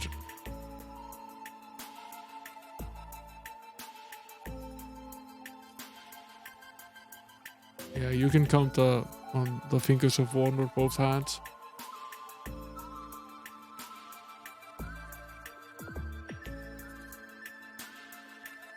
We went in the wrong direction here.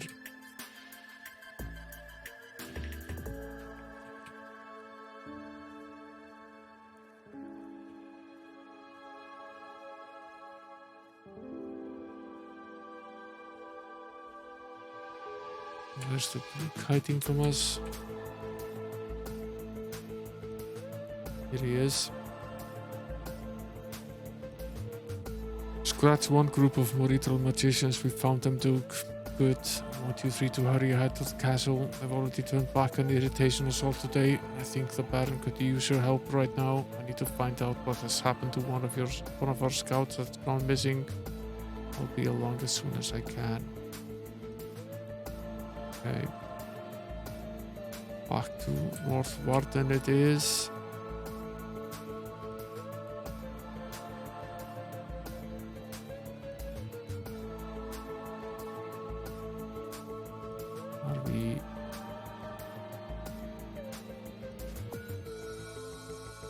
Are we about done with this chapter?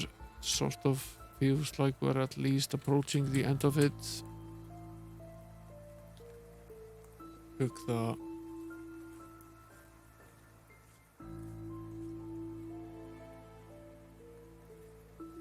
wrong turn here.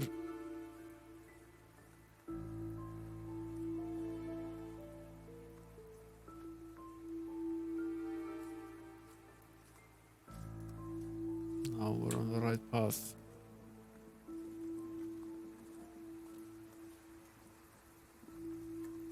This is the path to North Warden.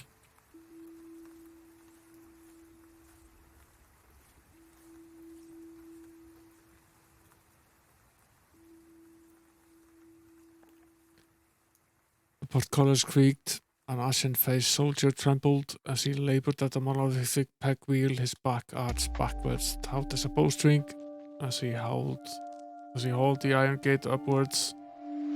With a jerk of his neck, he gasped between clenched teeth for James and his companions to hurry inside.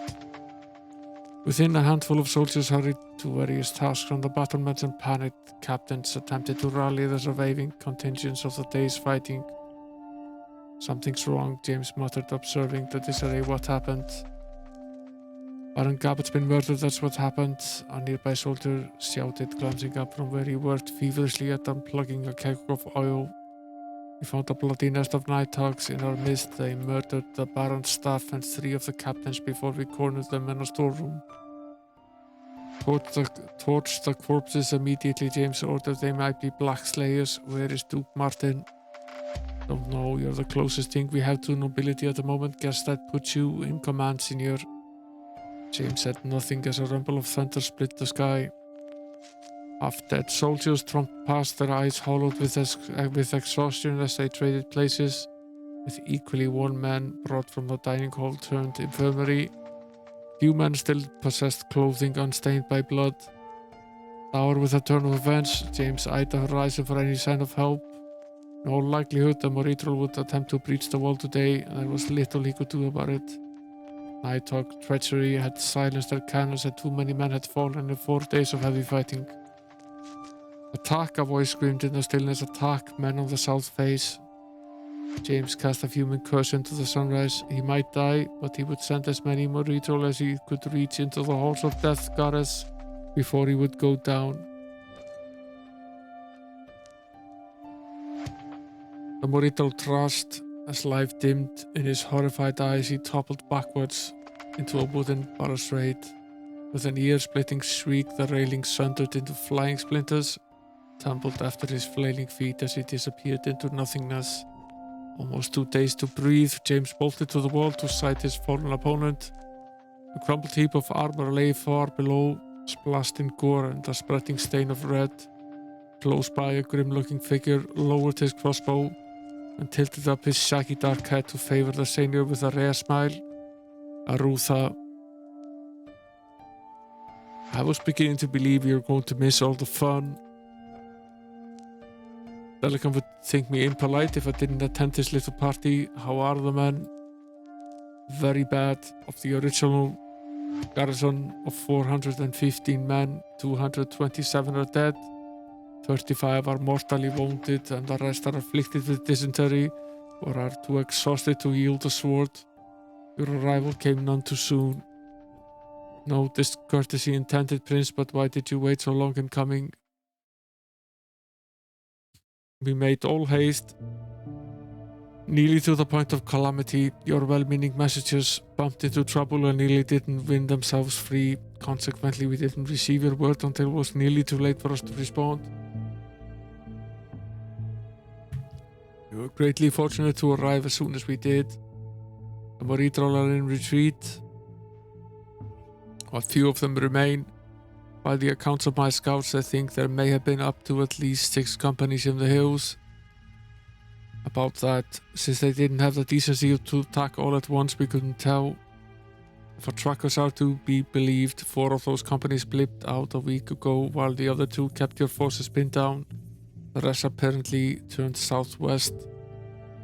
Sounds like they mean to strike at High Castle. Undoubtedly, since the Marito leader has mimicked many of the moves that his predecessor Momentum has made, it stands to reason he may make some of the same mistakes. As a precaution, I split my forces and diverted half of them to High Castle. As soon as we're finished cleaning up here, I will take the rest of our companies to engage him there. Chapter 6, Betrayal.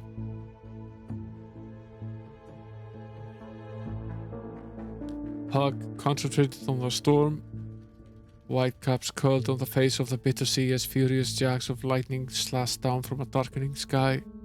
Far off, the wobbling sails of ships leapt in the throes of grey waves, struggling desperately against the winds that threatened to shear them into ragged scraps. Fishermen and frenzied shipmasters busied themselves along Krondor's docks as they raced to batten down flapping hatches and prevent unsecured goods from pitching into the churning seas. Everywhere there were planks and hammers and ropes, but among the workers not a soul dared utter a word. Wrongness, Puck sensed it as clearly as he smelled the salt in the air and felt the hardwood railing under his hand. What had begun 3 days ago as a seemingly weak summer squall was intensifying into a threshing eye of violence. Within hours it would make landfall, doubtless bruising the livelihoods of many coastal towns, Krondor among them. Perhaps it can be tamed, Puck thought, his face twisting into a frown. More of a lesser path affair, but it should be simple enough. Even as he extended his hand, the image of another storm formed in his mind, unbidden. A terrifying storm that had raged over his head as he came into the greatness of his power in a far distant empire called Surani. A storm that had tested his right to be a member of the alien assembly of magicians. A storm that had rent open the heavens and forever set him apart from other mortal men. Energy left from Pug's outstretched fingers into the heart of the storm, exploding within it a glorious rainbow pattern that illuminated the clouds in a throbbing elemental display. Greenish bands of color danced the sky as the wind began to abate, the torrential rains quickly softening to a mild patter as blue blasts of energy moved between sea and sky. Gently the ocean stilled of its own accord. Satisfied the threat was reduced, Puck discontinued the spell with a slicing gesture and stepped back to watch the storm's progress. The sight eased his mind and allowed him time to mull over a series of issues, not the least of which was the ruined vacation that he, his wife Katala and daughter Jamina had intended on making in Krondor, but like a lodestone to metal he found his thought returning again and again to recollections of the Empire. Arrayed in flame the enemy comes, to shriek his cadence on skeleton drums. Makala, for thunder's spite will raise her call, though down shall crumble empire all. A Surani poet, I believe he was House of Mechan. Good night, Chiz. Thanks for coming in. Enjoy the rest of your night. You sleep well. Thanks for the well wishes. House Minmalabi, reign of the 53rd light of heaven. Is there something you need to see me about, Makala? I am busy. I've been behaving like a Nidra bull with a burr in his bit. I came to ask what has Puck of Stardog so distracted that he cannot find time to meet with his associate magicians. Has his reputation so inflated that a member of the Surani assembly is no longer worthy of his attention? I am sorry, perhaps you are right. I've just been very preoccupied. I find myself obsessed with this storm. All week I've felt it building over the bitter sea. All the while I have suspected there is more to it than is immediately perceptible. It doesn't feel natural. Have you seen its like? I've seen its match in destruction. As I recall, you created far more havoc in Surani when you disrupted my Emperor's Imperial Games. Several city blocks destroyed, countless lives lost, a war lost, cast down in dishonor. I had a feeling it didn't summon a rift door to chastise me about my lack of attention. What is this about, Makala? Your loyalties, Puck. While you claim loyalty to the Empire, you live your life under the influence of a Mikimian king and took to wife a thorough Highlander. Your judgment is suspect. From the day I left the Empire, my judgment and my loyalty ceased to be the concern of the Assembly of Magicians. I do what I see is best for all concerned. I see, then is any act justifiable to that end? If it serves the common good, yes. Even if it violates an individual's rights. What do you wish for me to say, Makala? You lead me as I were one of your neither cows, but I am in no mood for games. State your business. Very well, your daughter Jamina has blossomed into a remarkable young woman. She is beautiful, gracious, and an honor to your house. Unfortunately, she is also a girl with remarkable powers. Your love for your daughter has led you into a grievous miscarriage of your duties. Why have you let her live? My estimation of a person's magical talent is not determined by their sex, Makala, and I refuse to murder my child to appease a barbaric tenet of the Assembly. They have no authority in Mikimia. In this instance, I believe they will choose to ignore the geography. At this juncture, the Assembly is troubled, surrounded by anti-traditionalists who embrace your Mikimian values, led in large part by Mara of the Akoma. Open defiance by you as our most notable member could weaken our position within the Empire. That is something we cannot afford.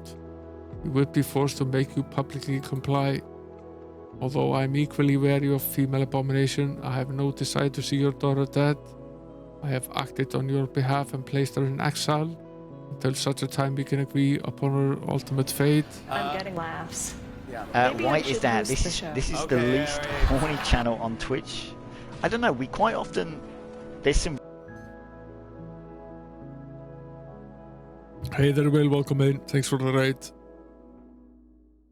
How was the rest of Dead by Daylight? We just reached chapter 6 of this saga. Makala is telling Puck the magician that he needs to exile his daughter because she's too powerful of a magical caster, and actually he would like to see her dead. That doesn't really seem like a good course of action at the moment. It's a dirt raid. Yeah, I love that emote, Will. Thanks for adding it to the public ones. The occultist with the zero heal in all his darkness.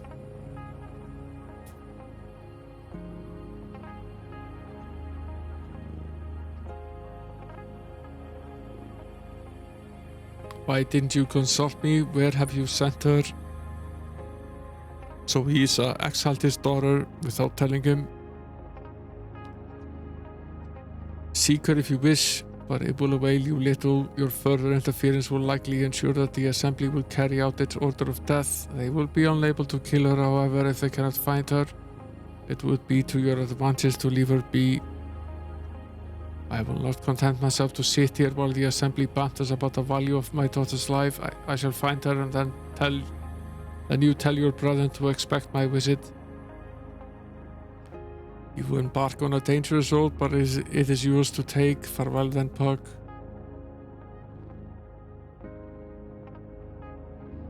A Book of Macros. Chapter 6, Betrayal. Katala, the meditation. The meditation tower being one of the first places I suspected of looking. I went there as soon as I discovered that neither he nor my daughter appeared for breakfast that morning. There I found a message that he had burnt into the wall. The Book of Macros. What do you think the message means? Yeah, this has been a decently good stream so far. We've had some tough little battles, but we've also made good progress and managed to finish the rest of chapter 5 and move along to chapter 6. So now 4 chapters remain of this story. 6, 7, 8 and 9. And 5 are done, so we're more than halfway through at least. What does the Book of Macros mean? Is this This is an exercise in Excel.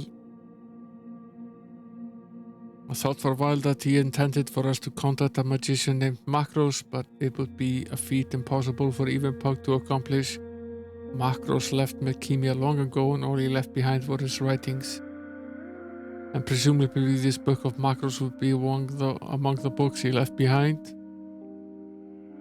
Perhaps, but I cannot be certain. The library that Macros left on Sorcerer's Isle was vast, and it took us the better part of a year to move the bulk of it to the Academy at Stardock. Since that time, some of the volumes have been lent out to various scribes, so that they can be catalogued and transcribed. That the book could be anywhere a new approach. Before he disappeared, did you note anything unusual that he may have said or done? As I said earlier, he seemed agitated for some long time, but yes, there was something. About a month ago, we were walking in the gardens outside of the palace, just the two of us enjoying the day, when he suddenly halted us near a sewer grate. When I asked him what was wrong, he said, "Not all of the sheep are in our fold." Sheep? Forgive me, lady, but your husband seems to have an infuriating penchant for the cryptic. Not ordinarily, no, only when things are on his mind, but come, I must head towards Stardock and look for evidence of this book of Macros there. Where shall you two go? We go below into the sewers under Krondor. Owen, good lady, I believe we shepherds have an errant flock of sheep to find. Great. Back into the sewers it is, and this time with Gorath and Owen. So there's a change of party yet again. Let me give you a proper shout out, Will. Ava just went to bed. If you aren't already following Will, you should. He's a Darkest Dungeon and Dead by Daylight streamer. And, he's been playing a lot of Dead by Daylight lately. It's a fun multiplayer game. Nice distraction from the usual Darkest Dungeon romp, although I hope he keeps his Darkest Dungeon streams alive. They're very nice and cozy.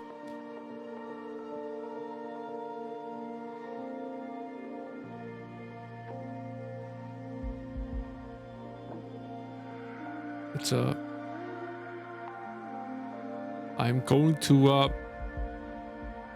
make a new save here, even if I call it stream 15, which is the next one, because we're in a totally new chapter. I don't feel much like saving over the previous one. And, I suppose we're back at this. Malachi here in the dungeon. Now, we're very familiar with its dungeon. We spent a stream and a half, almost 2 streams down here in chapter 1. And I see we've kept our considerably good enhancements.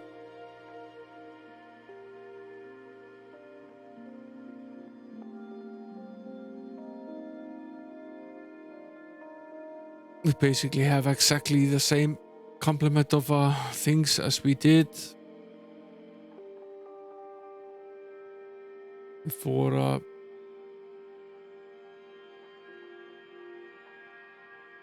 they got separated from the rest of the party. So that's a little bit weird jumping between party members like this. That's the way this game works.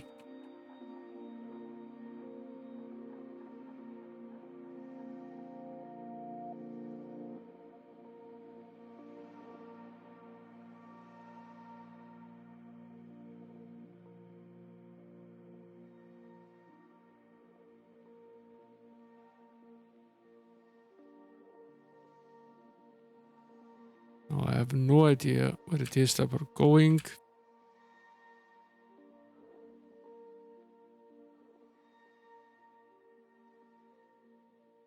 And, there is trouble up ahead.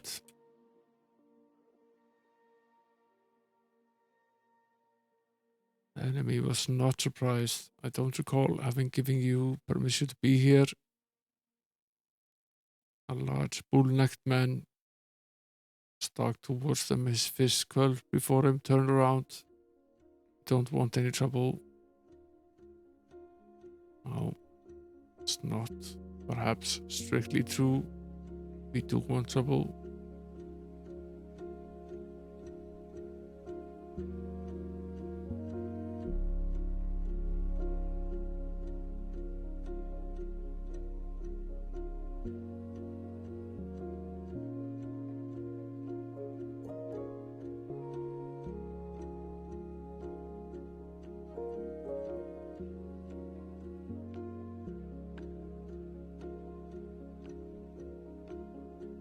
How are we supposed to approach a battle like this? For example, where they freeze both of us.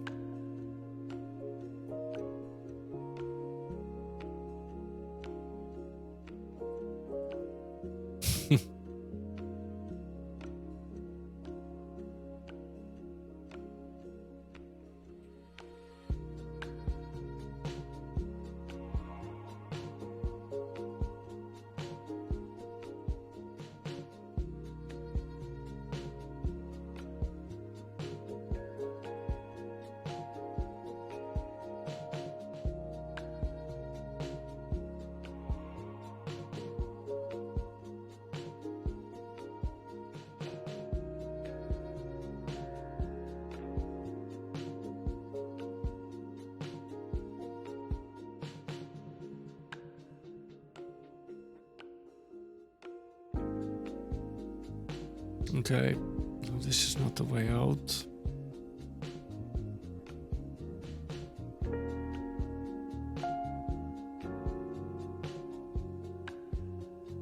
Swing over, I suppose.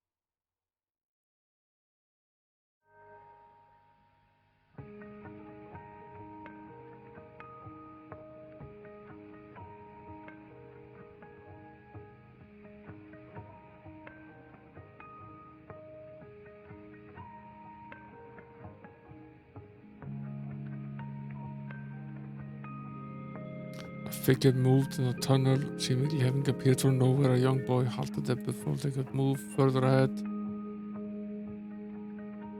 You're in Mako territory. I advise you to turn about and leave before I'm forced to do you a good bit of harm. Please, if you could just answer a few questions for us, then we'll be out of here. Questions? Only thing that concerns me is getting the mess from the storm taken care of. And getting us all back on our collective feet. Ordinarily, we don't object to a storm now and then. Cleans the smell out, if you know what I mean, but this storm, there is a piece alright. Or come in from the seas and wash the score of us into the ocean. Destroyed our headquarters and ruined our plan to take care of a little local problem, and we almost had him. Him? Who did you almost have? The crawler or two, not that it concerns you anyway. Once he had the upright man out of his way, I guess he decided that it was time to come around and claim his prize. We had other ideas, of course. We had a handy little trap all baited for him, one such like he couldn't refuse. Would have had him scurrying back to the Sunset Isles or wherever else in the 7 lower hells he came from. Unfortunately, the weather didn't cooperate with our little plan. Are any of your Makos magicians? No, at least none that admits it freely. So they cut the magician's throat and let him among us, but if truth be known, we would have welcomed one this past few months. Some of the crawler's men are magic types. Are they? Are any of them left down here? Who's to say we're still picking through our own dead, much less worried about which of them were still here. Large portions of the sewers are collapsed. There's even word that when a portion of the seawall collapsed, it opened a new stairway to a lower level of the sewers. Very interesting.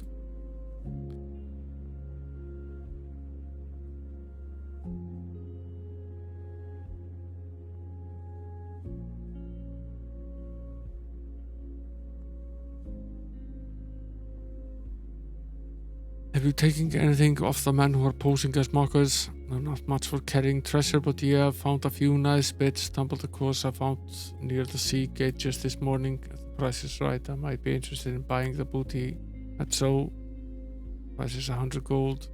100 gold? You said they don't carry anything of any value. Seems it's of value to you, and I say it's worth 100 sovereign if it's worth a pence. Deal? Yeah. It's robbery, but we'll take it. Good, then I'll get my satchel for you. It's time we left. Do what you like, pointy ears. Just get out of the sewers before someone decides to make a meat pie out of you. Believe me, I have no burning desire to stay down here. I, for one, will be quite happy if I never see the underside of Krondor again. Goodbye, Limon. Good luck.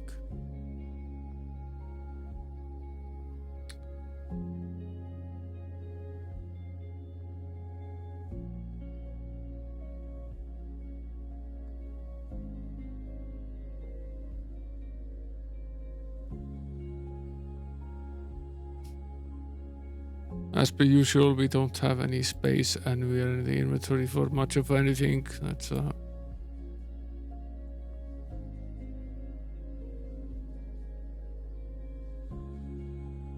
leave some food behind.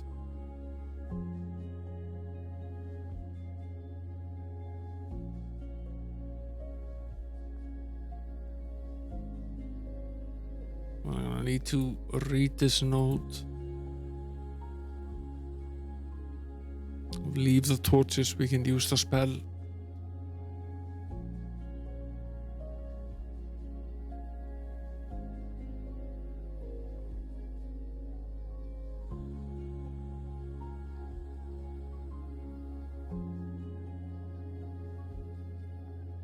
I am uninterested in your difficulties with the Guild of Thieves under Krondor. It was your responsibility to deal with them, and your special training should give you more than an adequate advantage over those common thieves. You are to locate the Amulet of the Upright Man and the Idol of Lassour and load them aboard the Nightcrawler immediately. We have pressing business with our Serpentine clients in the Sunset Isles, and I don't believe they'll be patient while I tell them about the incompetence of my hirelings, the Crawler. Interesting. Very, very interesting.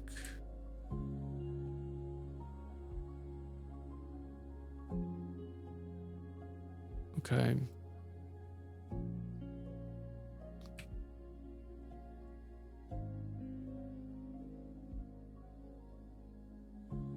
Let's head back from where we came.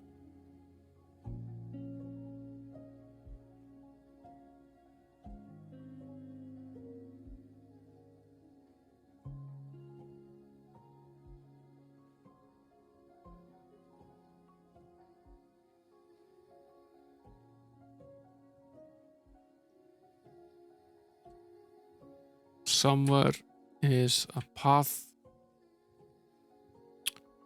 that leads downwards.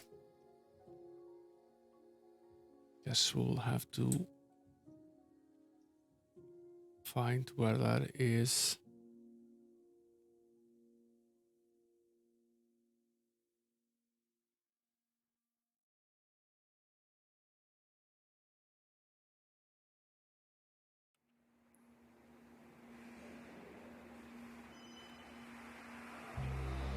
We did get the element of surprise. Owen is a far more capable magician than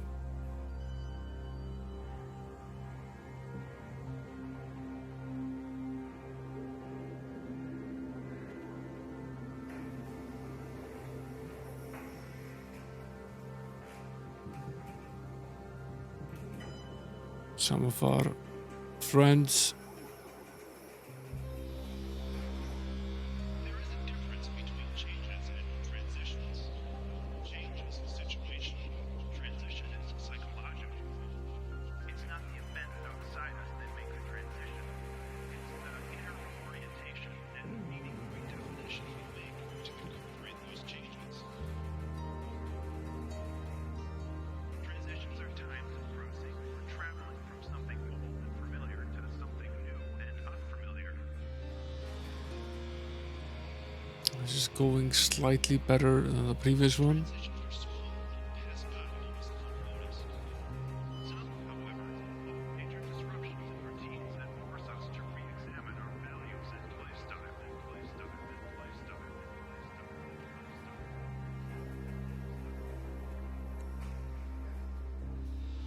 Gorath is a pretty powerful.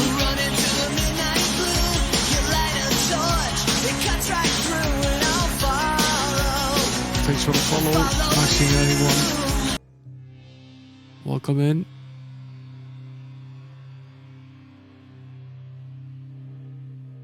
We already opened up this Hey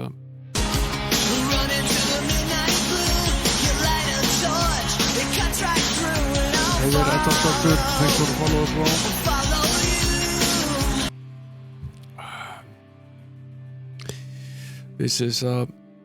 This is an old role-playing game from the mid-90s or so, 93 or so. It's a turn-based game filled with lore and a lot of story behind it. It's actually a large portion of the text and the story was written by an author that wrote books that take place in this world where the game takes place as well.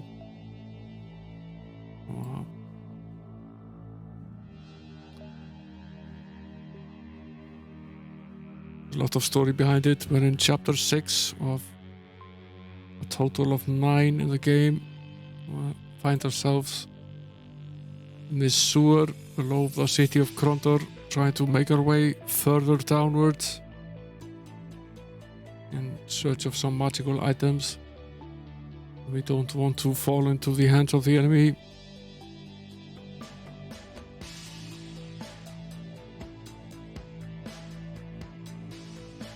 And as is per usual, our inventory is completely full of items.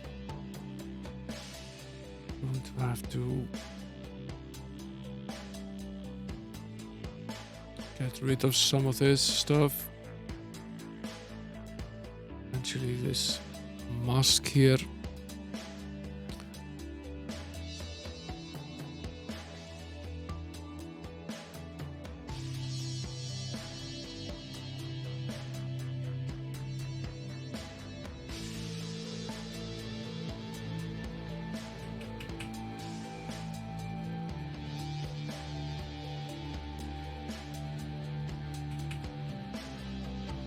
Go over what the enemies left behind and take what we can. These rations are okay. Don't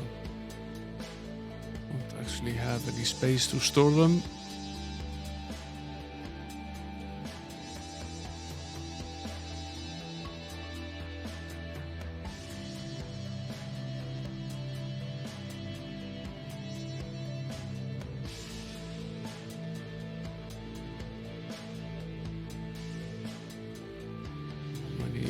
There are 24 restoratives here. How many are here? Another 24.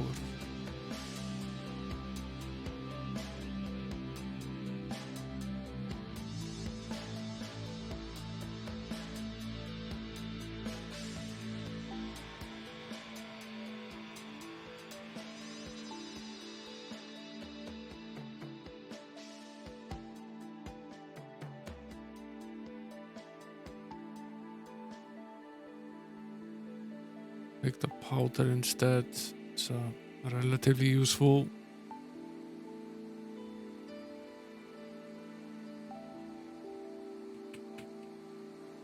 Let's continue See if we can find the passage down to the second floor of the sewer.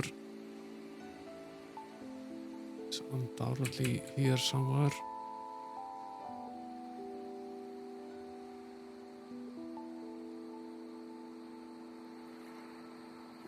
And Scott, you're not Marcus. Where did you come from?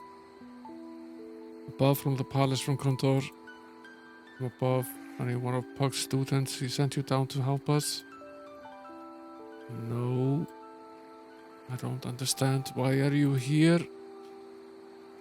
We believe that you, Puck, knows of magicians who are living in the sewers under Krondor, and we need to speak to them about something. Would you know anything about them? I have no time for this. I have something that I have to find, that the markers are making a thorough search of the sewers. If they find me, I'll be floating in the harbor at dawn. Marcus may be looking for you, but they aren't looking for us. If we find what you're looking for, we might be able to prevent your death. In exchange, you answer a few questions for us, and in half an hour you can be on the road to Sarth or Malak's Cross or wherever you want to go. How do I know you won't have the Thieves' Guild lying in wait for me? You don't, but as you've said, without our help, you're already as good as dead. As I see it, at least we can give you an option that doesn't end in a grave. Let's help each other. Tell me what you're looking for.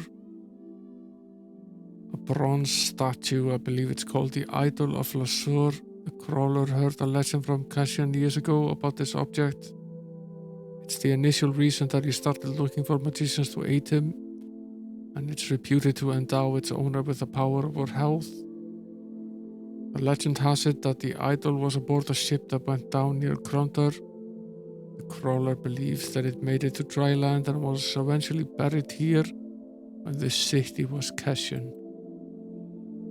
And if we bring you this statue, you will tell us what we need to know. My word, anything you need to know. Okay. Use the wonders of modern technology to roughly take a picture of the map where we found Cat. No doubt this statue is located on the floor below, and undoubtedly there's a horde of enemies that we need to go through to get to it. At least that would be my guess. Now this was the exit to Krondor, so it would seem to make sense that this is where we came from. This is where we just had this fight with all of these guys.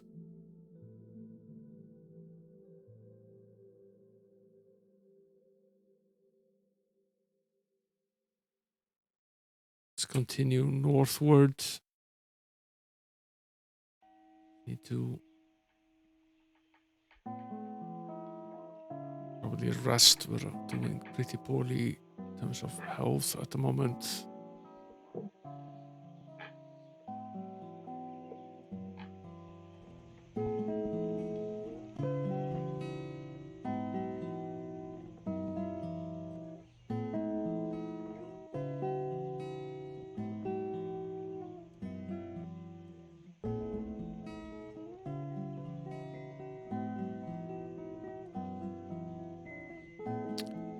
Another tough fight here ahead of us.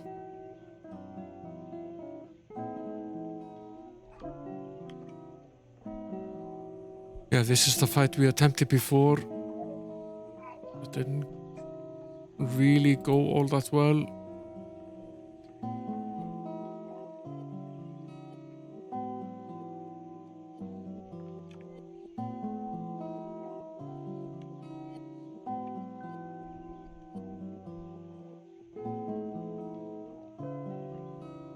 I've paralyzed Gorath. He can't move.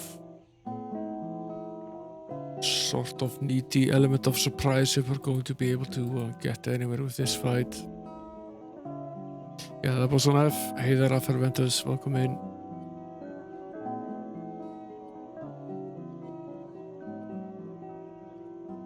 Yeah, well, I saved just before we entered this battle.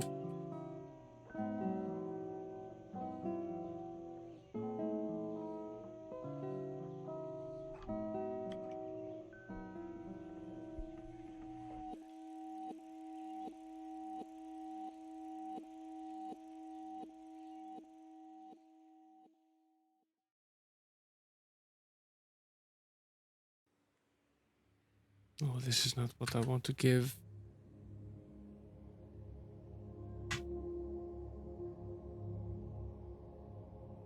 This would be useful. Let's take one of the strength and one of the sword player accuracy potion would at least help us if we manage to get Goroth in a position where he isn't immediately paralyzed. I suppose we could try to put Owen in the way here. Might actually be a better solution than go for the spellcaster.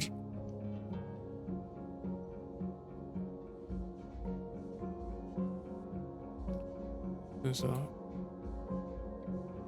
Goroth can take care of these guys if he's able to fight, and doesn't really help if he's paralyzed. I don't actually think we took a lot of damage. We did pretty much okay.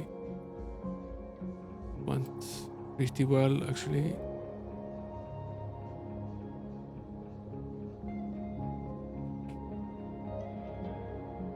Let's see if they have anything worth pilfering.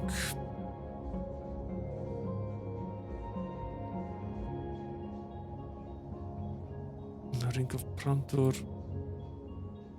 We have pretty much a full complement of those. More jewels. Don't really have the space for them at the moment. Some rations. Certainly add them. A few coins as well.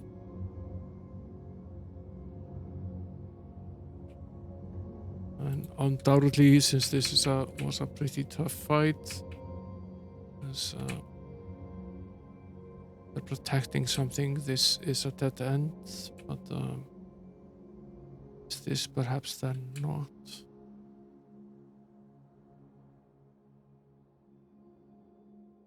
Impossible to say if we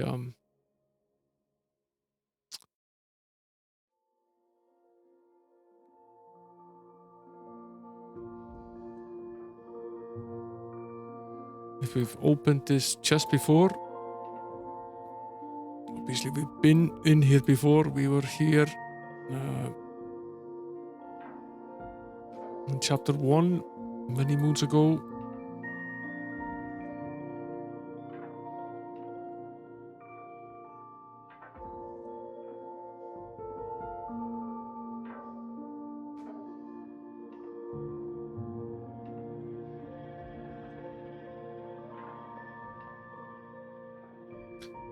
Getting it into this chest, it seems.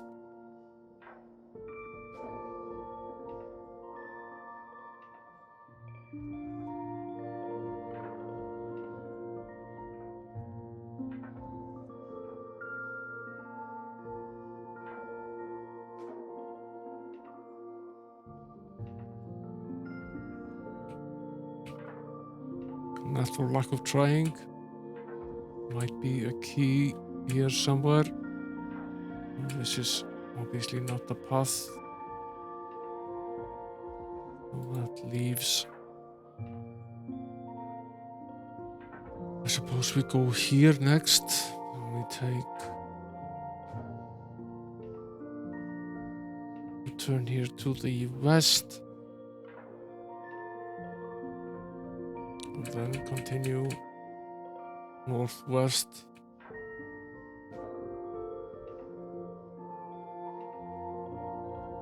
We know we're not trying to get up, we're trying to get down. So we don't really need to try to access these staircases. I remember that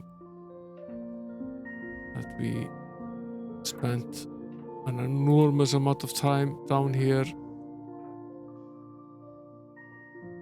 trying to find a way out.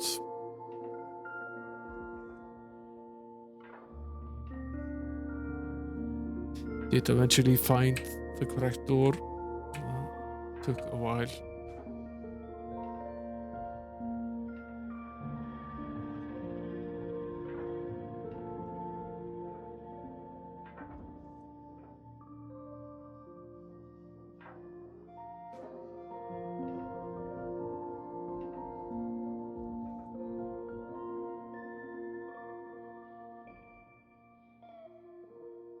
Back at this junction here.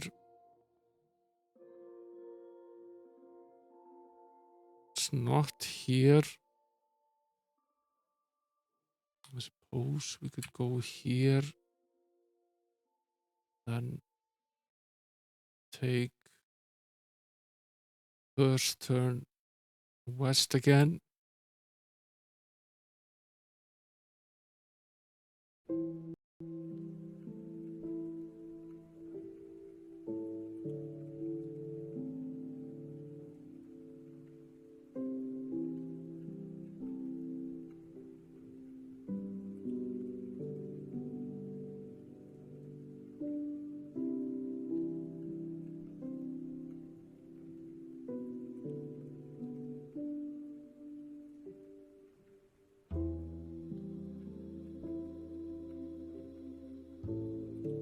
There's nothing on the other side of this, is there?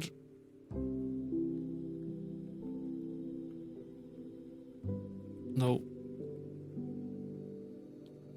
So just reload the game so I don't waste a rope.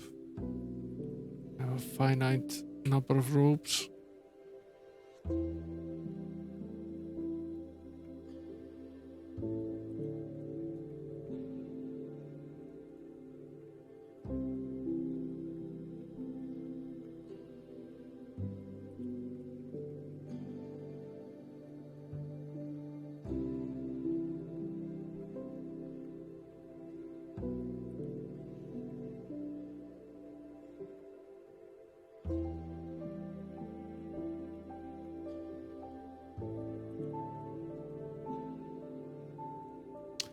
We were here earlier. This is where the fight took place. There's nothing here.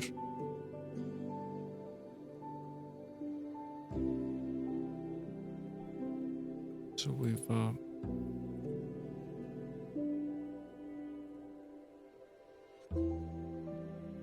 examined quite a bit of the northern part of the dungeon at least.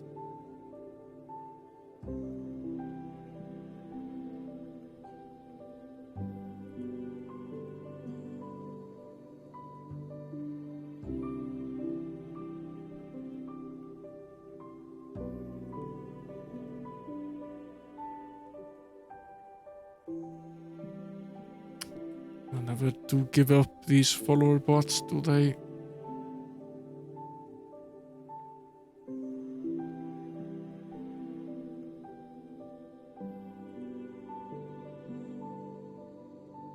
Another tough little fight here.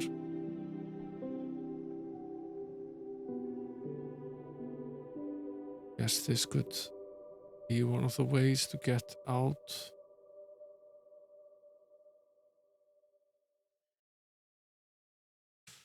See how we do this time around. It's basically always the same complement of fighters, but we did get the element of surprise, which helps greatly.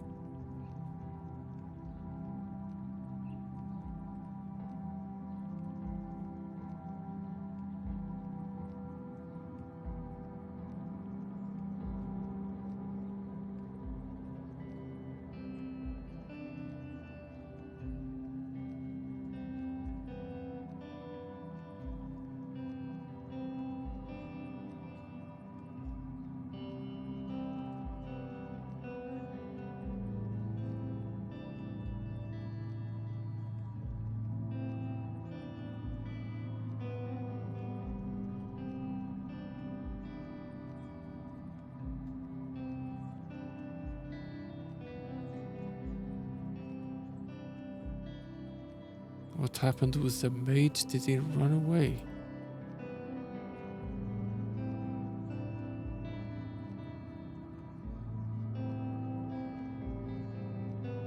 Or did we simply wipe him out? We wiped him out.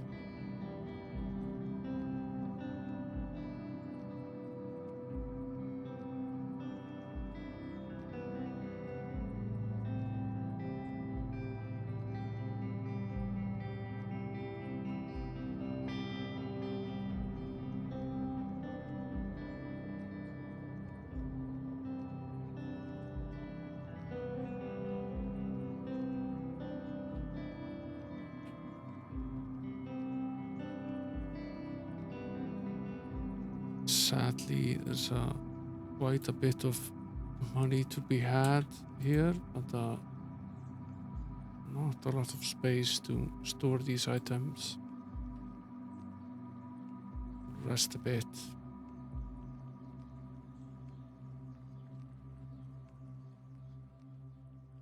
For recasting the light, saving and moving on. This could be the way down. No, this is another dead end.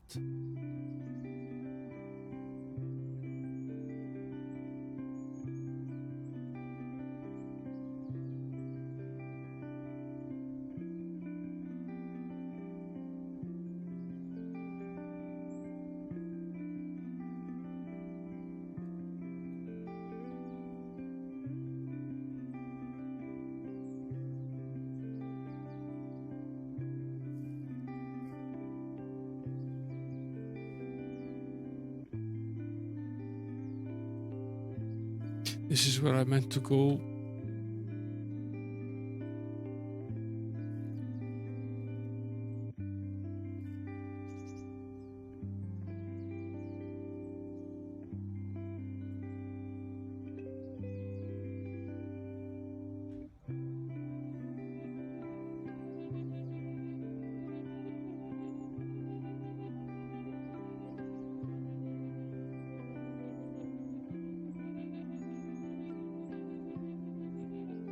That's Lim again. What do you know about an object called the Idol of Lassour?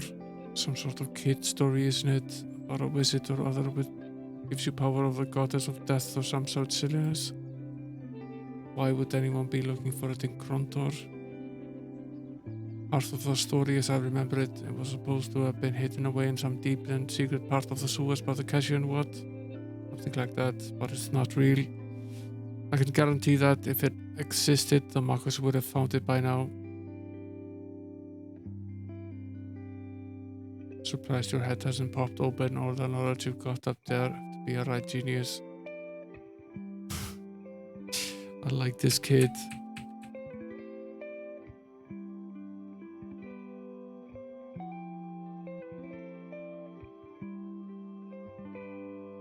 Suppose that just leads back into Krondor, right? Yeah, it does. Yeah, we're back in business with Owen and Gorath. We're in chapter 6 and we're back in the dungeons beneath Krondor, trying to find a way to go further down into the sewers. Tacker was here earlier. Told her, you might be back. You let Arnold Schwarzenegger, you tend to be back. Yeah, we're on to Krondor again. No, we moved past chapter 4 and 5 and now we're in 6. We do make some progress in this game. So perhaps not the quickest. The history of mankind.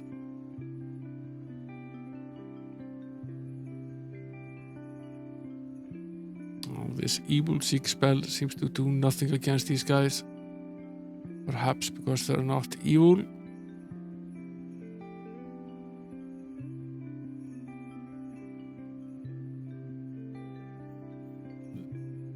So we should probably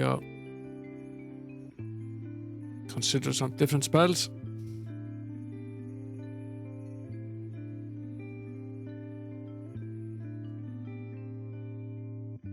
Owen took quite a blow, but we'll be fine. Just rest. It will buff right out, as they say.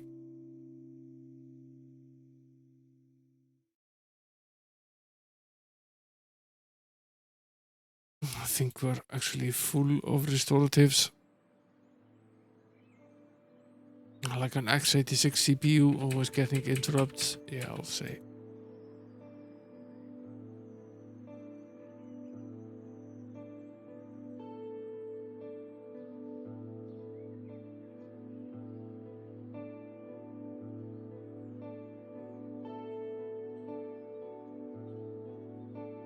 I suppose we should go back and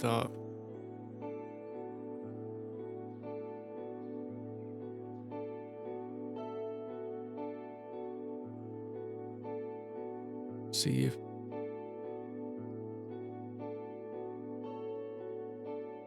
go back to Fallen Kingdom, level 29. Yeah.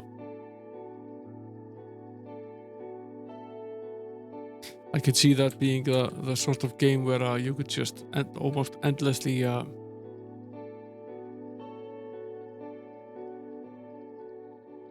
spend time and make more levels. This is where Cat is. So they're both here. Where do we get further down? It's not down here.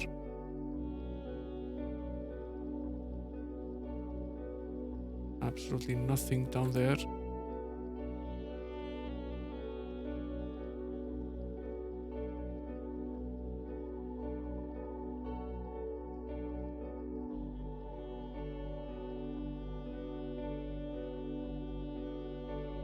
You think with all the time that we wasted roaming around this place that we would immediately know where to go, but alas, that is not the case.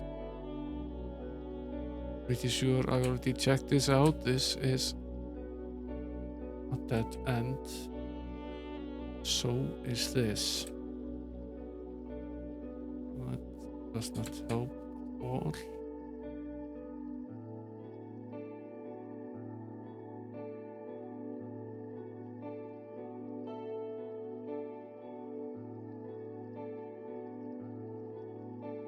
We go there. Sometimes it's easier to just navigate using this view. Easier to see where you've been and where you haven't.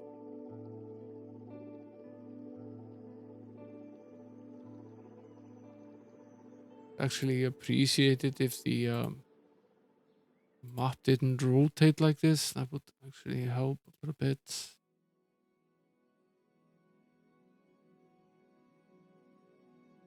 Alas, this is where I'm going.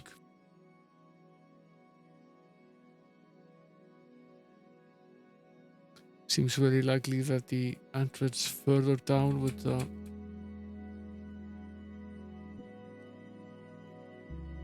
be at an end. At least it's not here.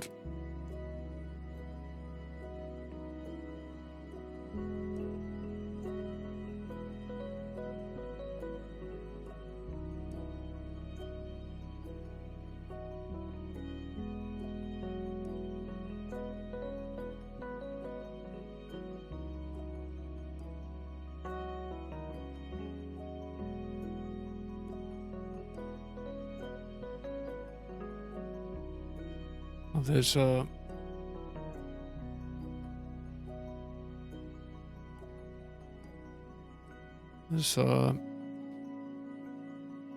pit there.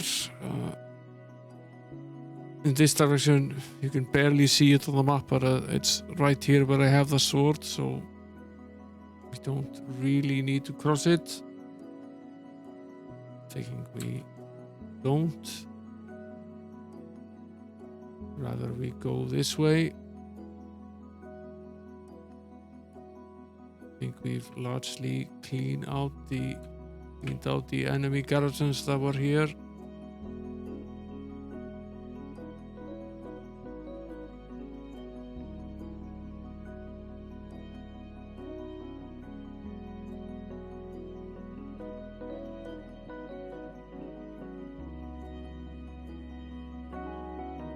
Other than wasting a little bit of rations, we're actually doing okay.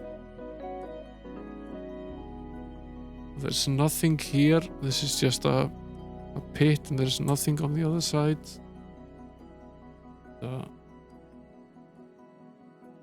Nothing here either. On either side of the pit, actually. Nothing to be gained from this at all. Where is the entrance to the... I will find the person who stole my copy of Microsoft Office. You have my word.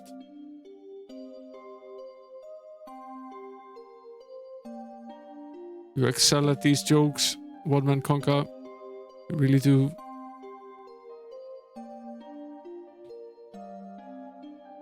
Here. Have a rim shot.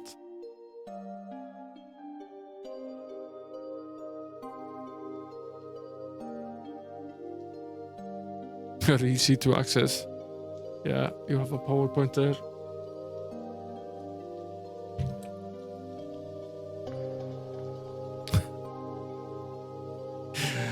If you want bad puns, this is where you come. 48K RAM.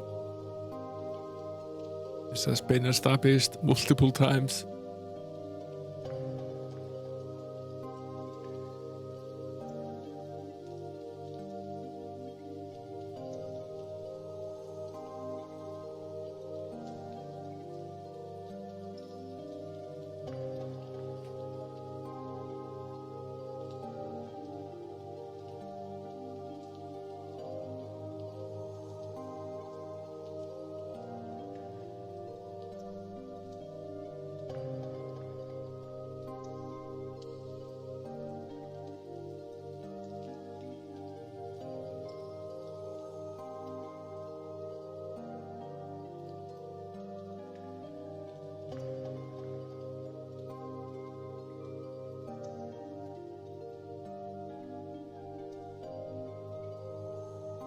Hey there, Texas húsbúlar.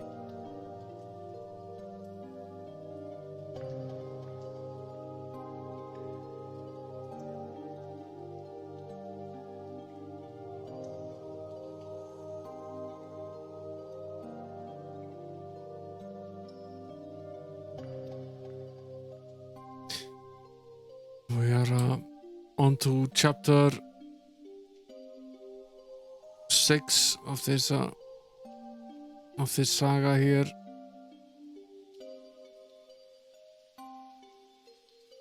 Desperately trying to find a way to the second part of this sewer. Out much luck, must be said.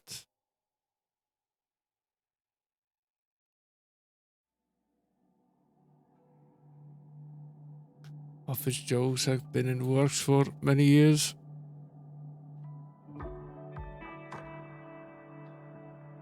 There are undoubtedly people here old enough to remember Microsoft Works back when that was a thing.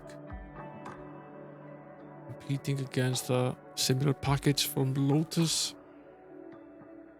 I forget what they called the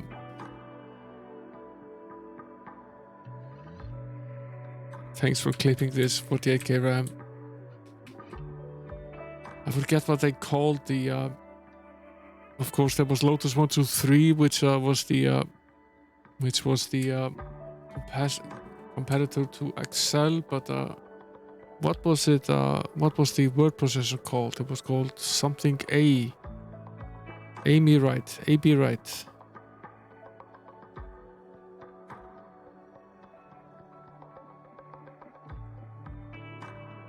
The Lotus word processor, wasn't it called something A?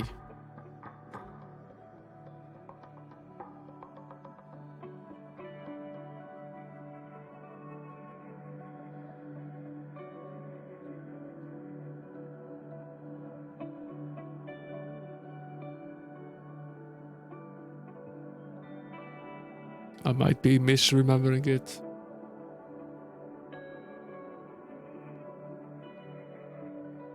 Amy Pro, yeah. So this is the way into the palace.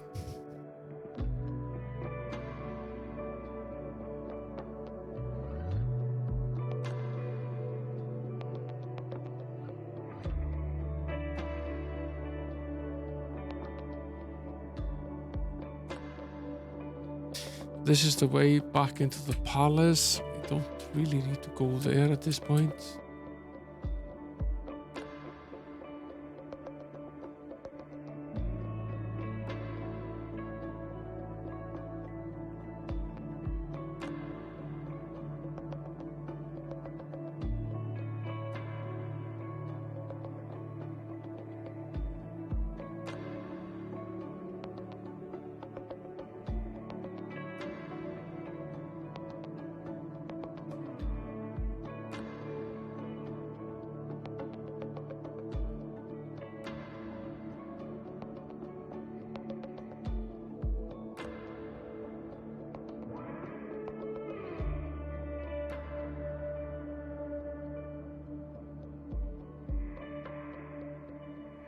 How is it possible that we're not stumbling upon the exit out of this?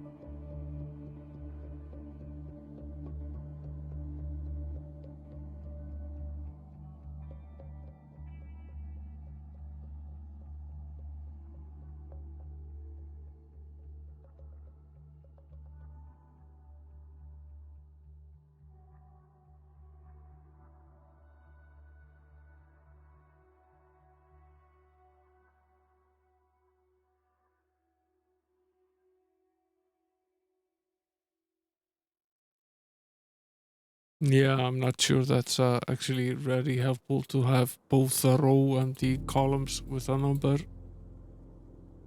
Though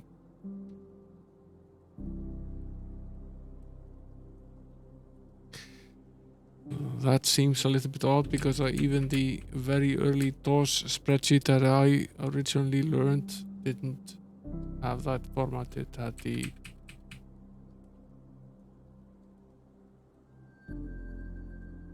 classic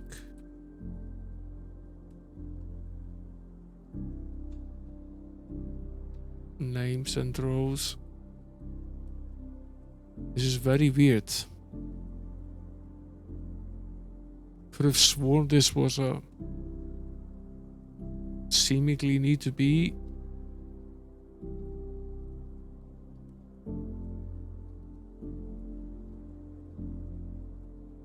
Yeah, the multiplan had a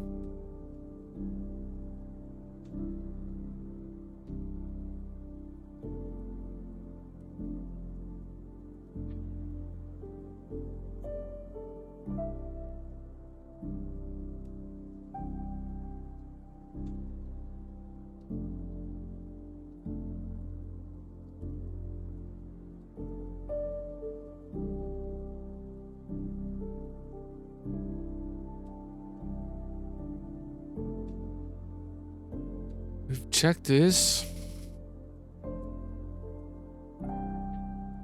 We checked this. We've also checked this. Right, this was a dead end as well.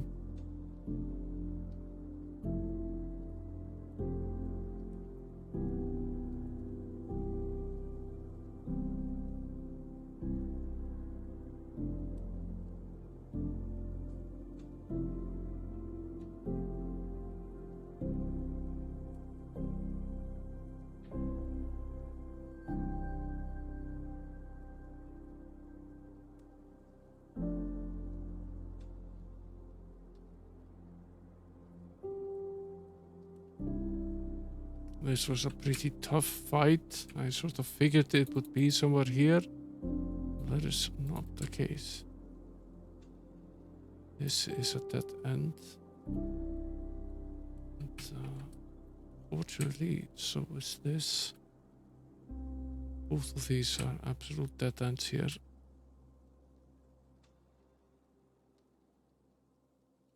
We've been in here. There's nothing here except the staircase. for which we don't have a key. There's nothing here. There's nothing here.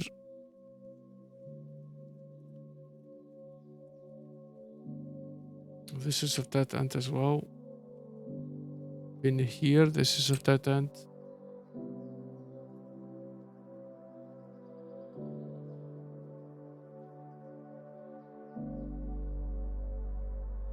This is, I think, where we found the girl.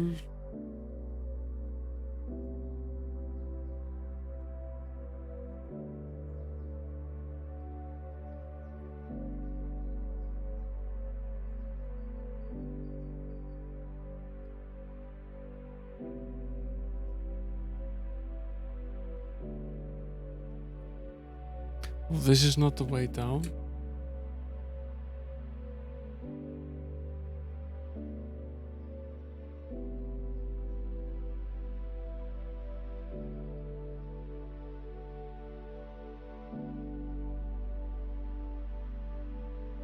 This is Lim.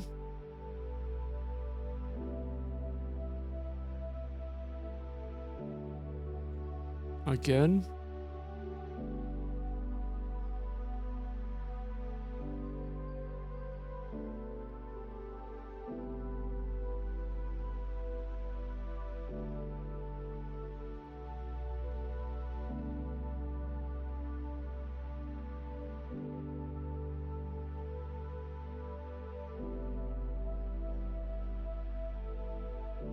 I suppose we can at least get rid of some of the inventory here. Free up some space. That would actually be pretty nice.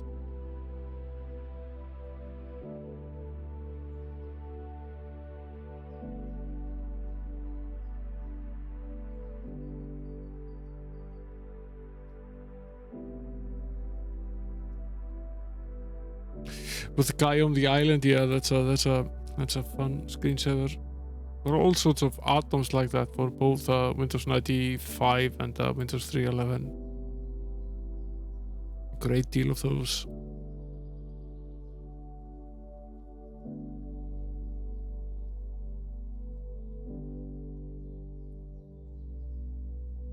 And there another shop here? Yes, there was. There was indeed another shop.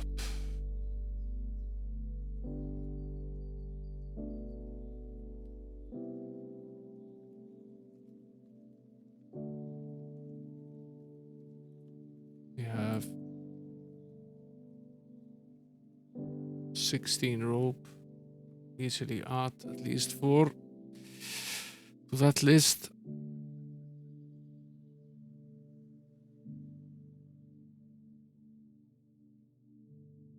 I guess we could and probably should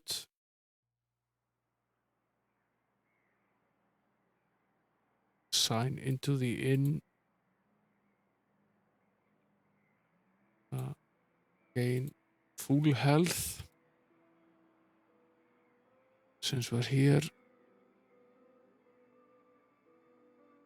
Probably stock up on rations as well. We can actually fit quite a few now that we have. Sold a bunch of stuff. We can fit at least 2 packs here.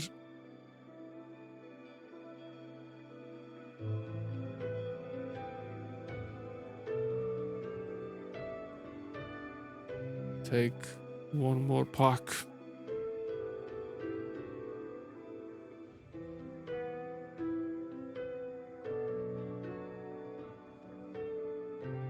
You can actually get all the way out of Krondor. Oh, that's not.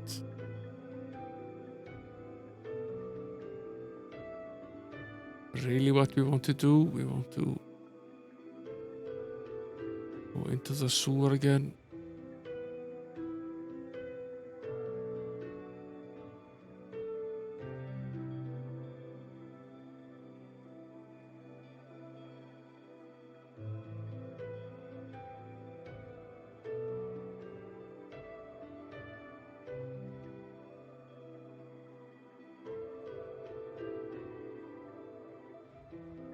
We're back in business. Let's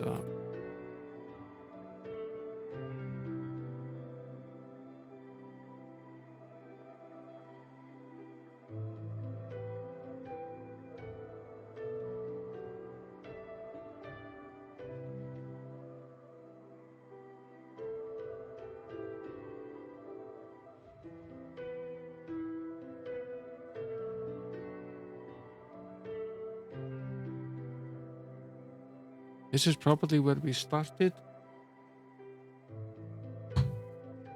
When we got here, seems likely at least.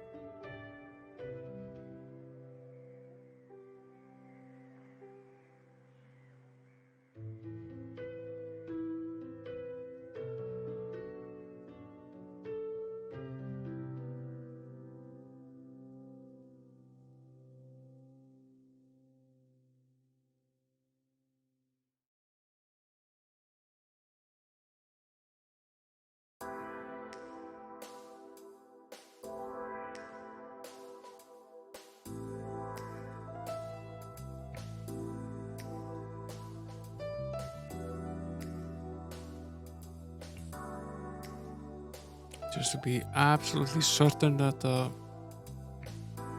this is not the way to go.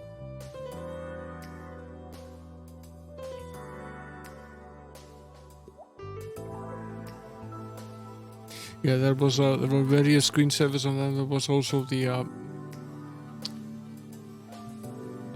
micro power pack, or whatever it was called, which was a pretty nice little tool as well. And then there was a tweak UI Windows 95 as well.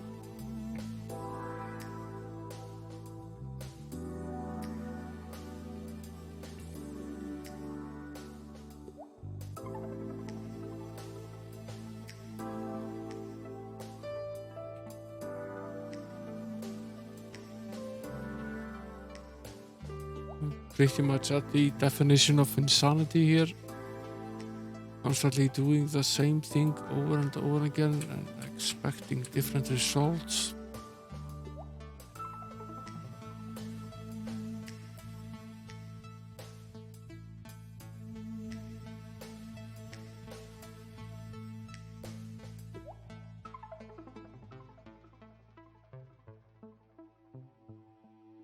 But somewhere along these corridors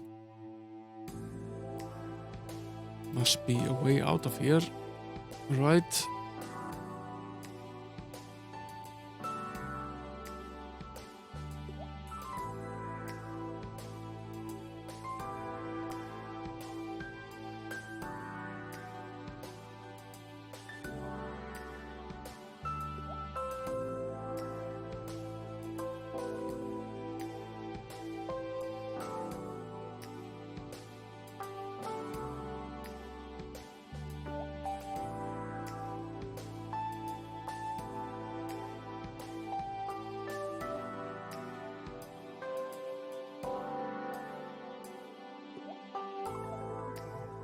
There's nothing over here.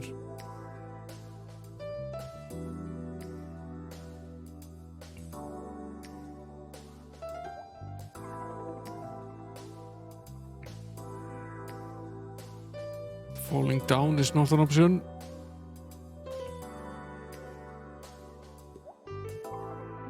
Yeah. I was just wondering whether that was actually the way to get down. Alas, no.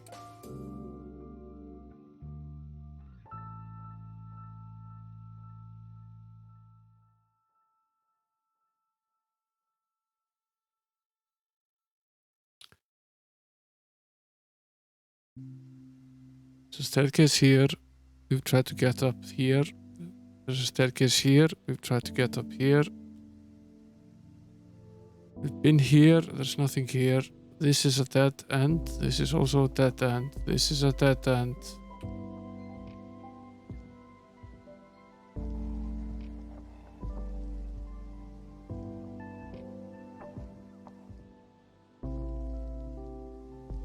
There's a staircase here as well. I would think that this was not a matter of going up the staircase. I'd rather think we would see a staircase going downwards.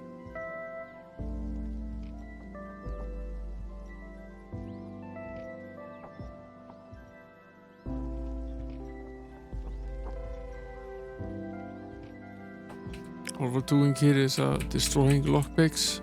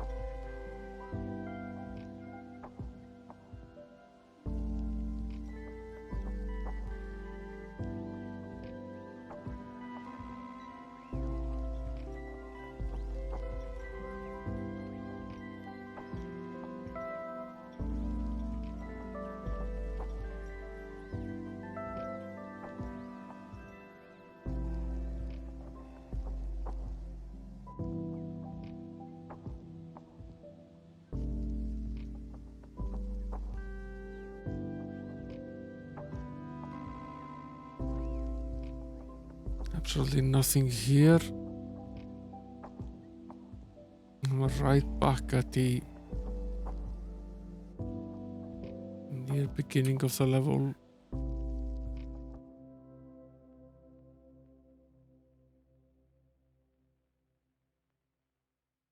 Yeah.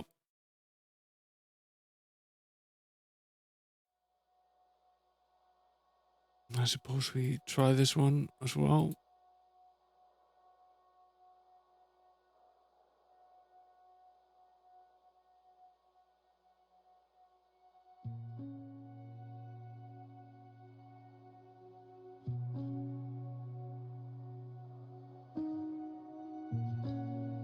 Nothing to be lost by trying, really, except a few broken keys, perhaps.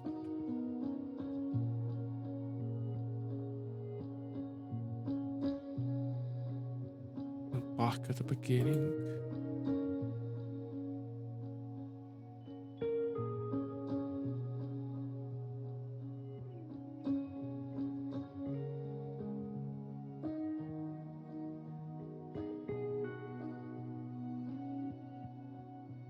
This leads back to Krondor.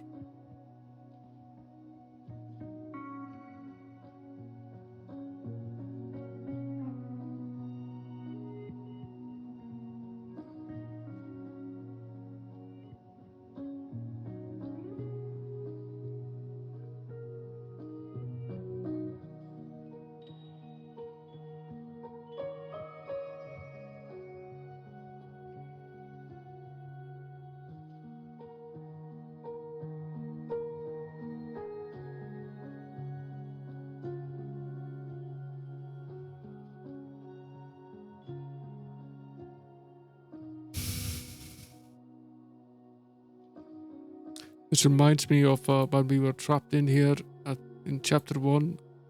We ran around in circles in this dungeon then for I don't know how long. But we eventually found the right stairway. And the same seems to be the case now, sadly enough.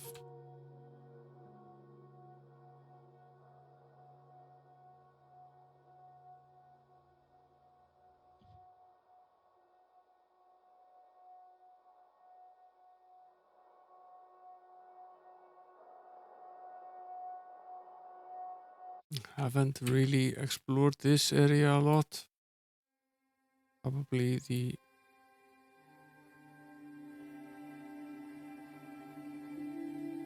part that we've least explored so far.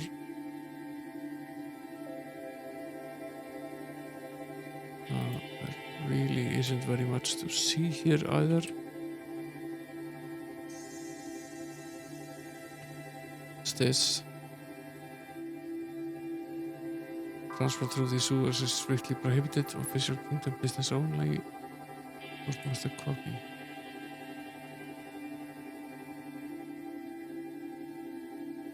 Not sure I've seen this before.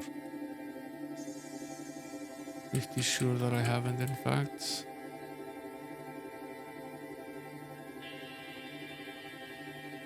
Official sewer business only.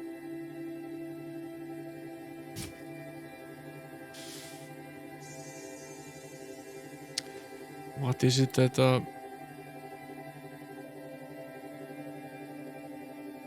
one does on official business in the sewer? Other than just number 2.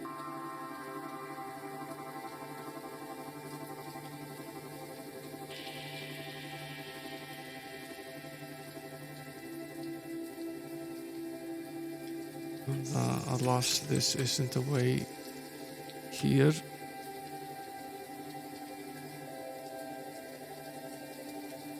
There's the telescope.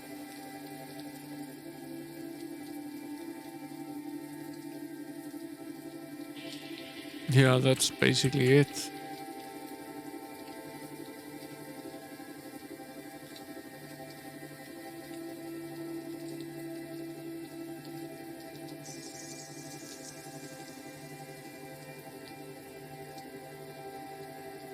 Where does this go?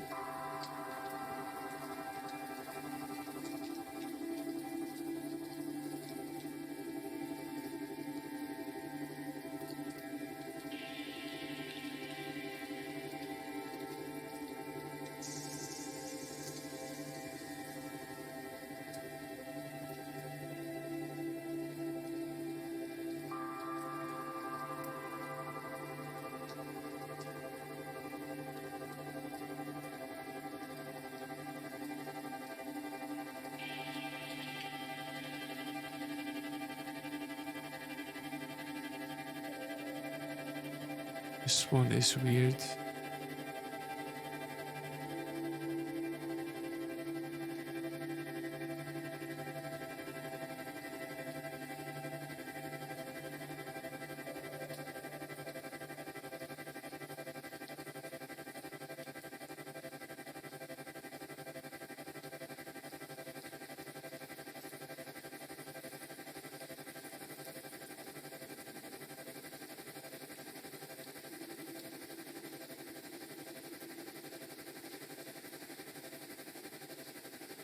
We've been here multiple times. This is where the pit is. And for the life of me, understand where this is on the map. We've been pretty much everywhere. Definitely been here. Definitely been here. We've been here. We were just here earlier. We've been in this room.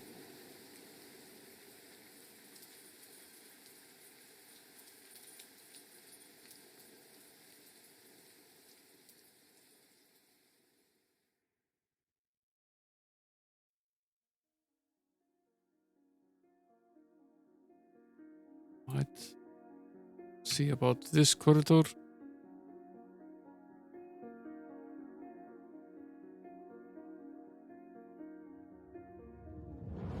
Is this it? This is it. Finally. This is the only corridor we haven't gone into. This is when we get down there, I think this is where we end the stream. It's 20 minutes to 2 a.m. here. Owen sniffed the air, expecting a foul aroma from the lower levels of the sewers. I was pleasantly surprised that it seemed less rank than the sewers through which they had already trudged.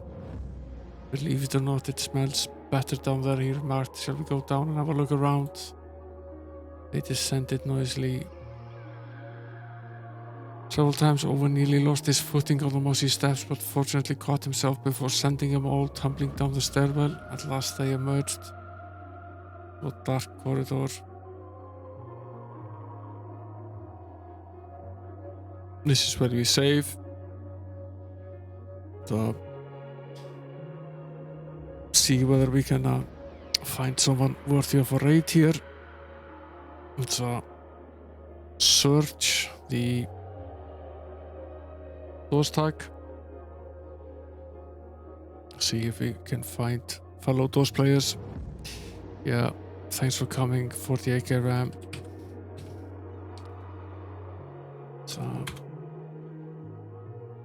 Thanks for the sub as well. So see who's playing.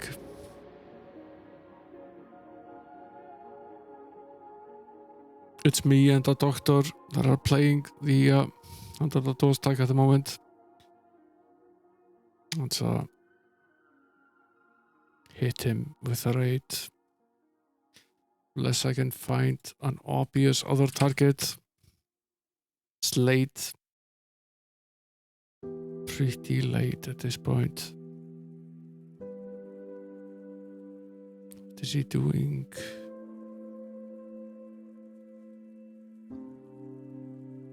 Yeah, it's the doctor.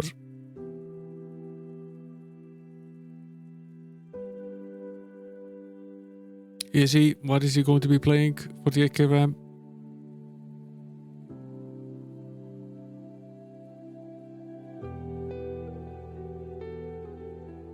Might hit him up. Has he started the stream or?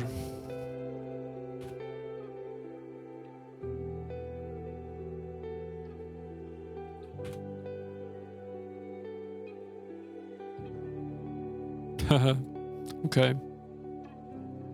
Let's throw you into CTCS. See what he says.